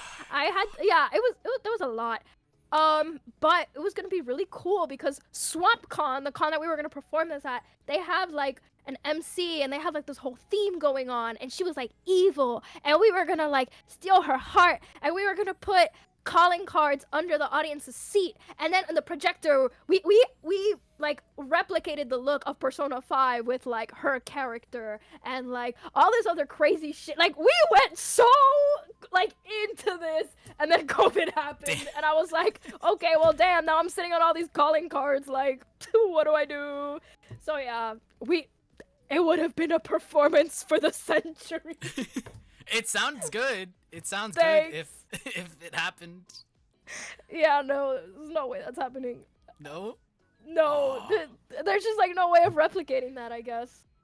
I mean, Unless someone wants to do that with me. Hit me up. Maybe solo Pengy as Joker. Just do that. I look ridiculous because like, there's moves where he's like trying to be cool and stuff, and then there's me like, and then, like the girl who was Futaba, like Futaba's like a little baby, and she was like a head taller than me. Why didn't you swap? Because I wanted to be Joker. I wanted to be Joker. But also she chose Futaba, so yeah. And then do you know Maywin from Oracle? Like we were gonna have a Maywin cameo. I love Maywin, okay? And she's like way taller than me. She's gonna be our on. But yeah, I don't know. Shout out to Maywin. I love her. Anyway, sorry. This was so out of left field. Whenever I get the chance to complain about COVID, I do because of that. So yeah, that's what I would tell myself from the past. COVID is coming. COVID is coming. It's gonna ruin your best performance ever. Yeah. Honestly, also like PSS died after that, and so did Mosari. Like both groups died because of COVID. Damn. So yeah. I guess reeling back in, when's the next single? I don't know. I have a single that like I think would be good to release in like on Valentine's Day, but I know I'm not gonna finish that shit by then. You got time? Also, I don't know. I've been sitting on this for a while. It would require like a major visual overhaul, and I don't want to have to like. I don't want my second single to be like so completely different. I don't know if anybody cares. I don't know if it matters, but I don't know. I feel like that would be so confusing for people. Like, girl, what are you doing? Like, you were here. Now why are you over here? So, yeah, I don't know what the next single is. It's coming. I'm working on it. Just knowing me, it's gonna take me a really long time because Rise and Grind took me a while. But it's mostly because like I'll get a lot of work done and then I'll sit on it and I'll be like, does this suck?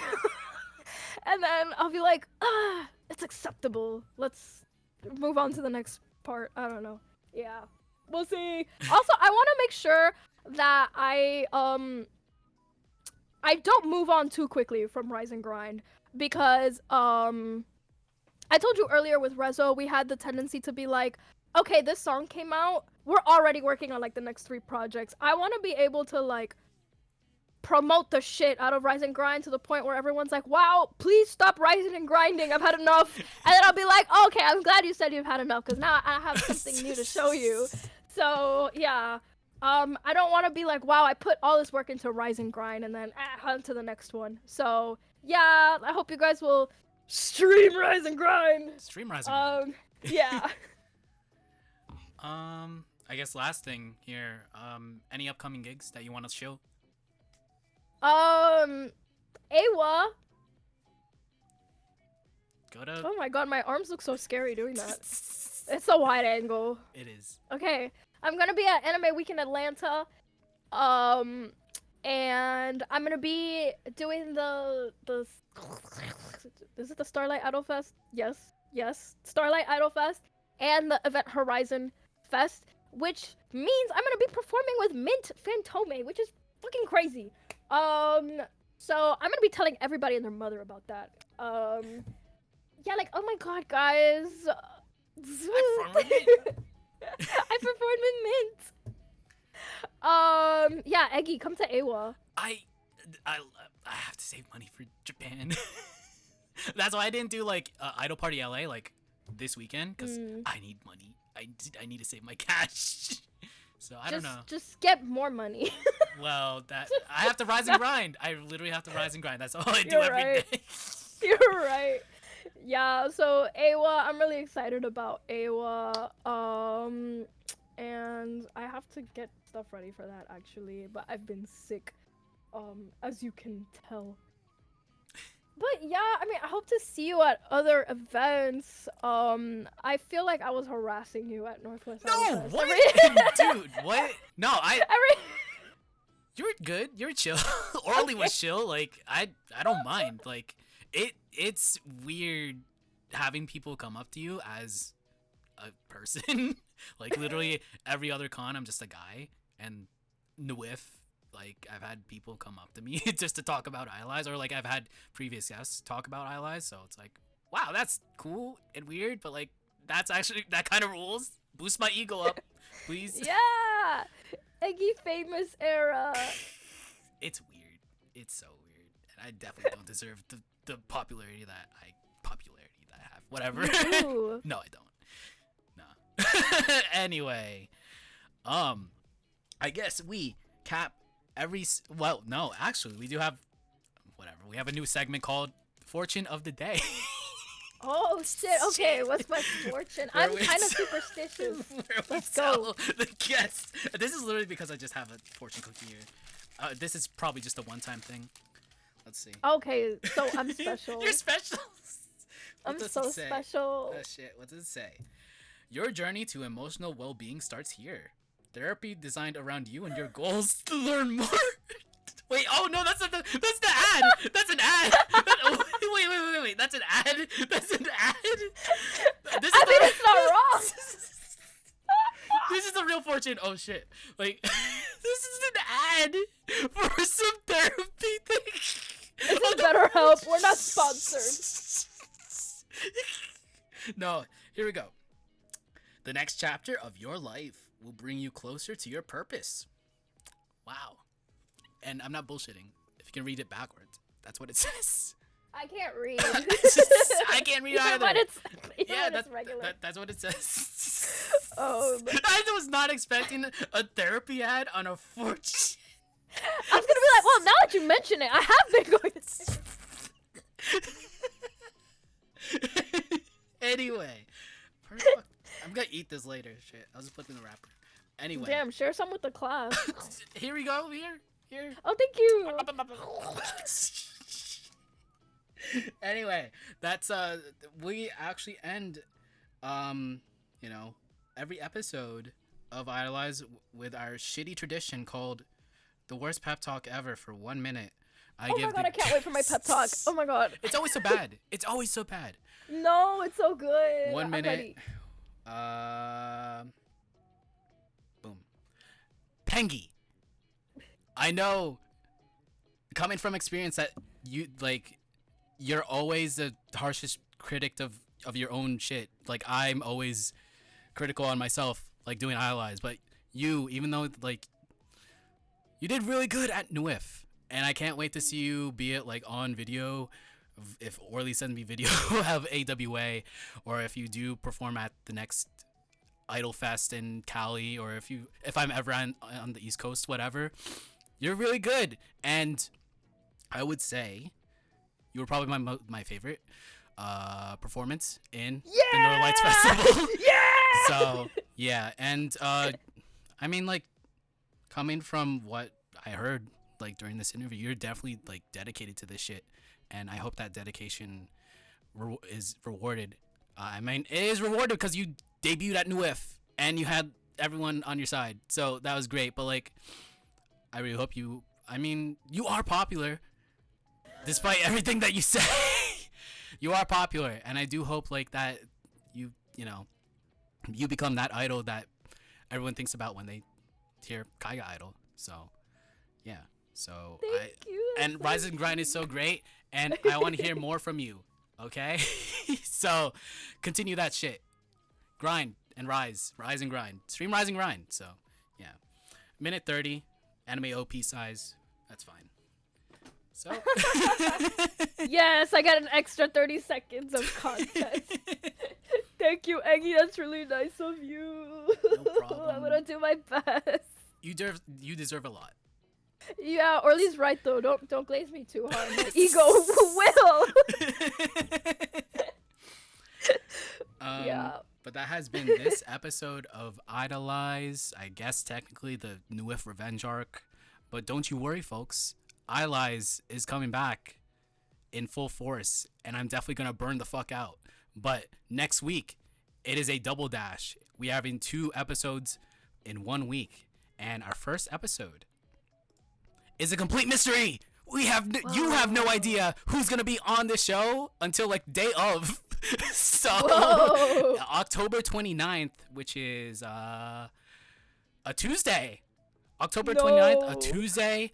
October 30th in Japan. Who's it gonna be? I have no idea. You have no idea. I hope this doesn't blow up in my face. But episode 27 is gonna be on October 29th on a Tuesday. Time TBD. Whoa. And our next episode on November 2nd, which is gonna be on next Saturday. It's gonna be Nayo Yo! of Elixite. Let's go. We talked about Elixite a little bit here. I talked about them last week a lot during my post show, whatever. But Nayo, who I've been wanting to have on the show, just like you, Pengy. But due to like scheduling issues, with Elixite doing a lot of stuff dedicated to that group, but like finally, things have aligned, and now Nayo is going to be on for episode 28, November 2nd, Saturday, 5 p.m. PDT, 8 p.m. EDT. So, if you are a regular viewer of IDOLEYEZ, expect 2 episodes every single week, because, we're eating good. We're eating good, and I'm going to be stressed the fuck out, but it is what it is. I have to ride the momentum and rise and grind. But Pengy, thank you so much for being on the show. Thank you so much after months of waiting and accepting this invite to IDOLEYEZ, and it was definitely a pleasure to have you on the show. Thank you much. so much for having me and for being patient and waiting for me to cook. I really appreciate it. It was worth it. It was worth it because, like, had it been like episode 8 in July, we would have just been talking about your past groups and like what is there to talk about. But now, Soloist, NWIF, past, present, future, all good. So I can't wait to see what you're gonna be cooking in the next upcoming months. If you do want to be on IDOLEYEZ again, be my guest, DM, whatever, cool. But yeah, thank you so much for everyone who watched this episode, and the VOD watchers. Shout out to you too. But yeah, that will be it. Do you have like any suggestions of people that you want to raid here? If not, that's totally let me fine. see. Preferably an idol. If anything, I have our default raid target right here. I was gonna say, yeah, Peony's live. Oh, she is? Shit. Okay, yeah. I think so, yeah. Let me see. How do I Peony see who I'm following on my phone? Oh, they're doing karaoke. Oh, Eggy Drago is live right now. Oh my god, what are they streaming? Oh, I don't know. Yeah, these are not idols. Okay, we're just gonna go for previous idolized guest, Peony Astera then.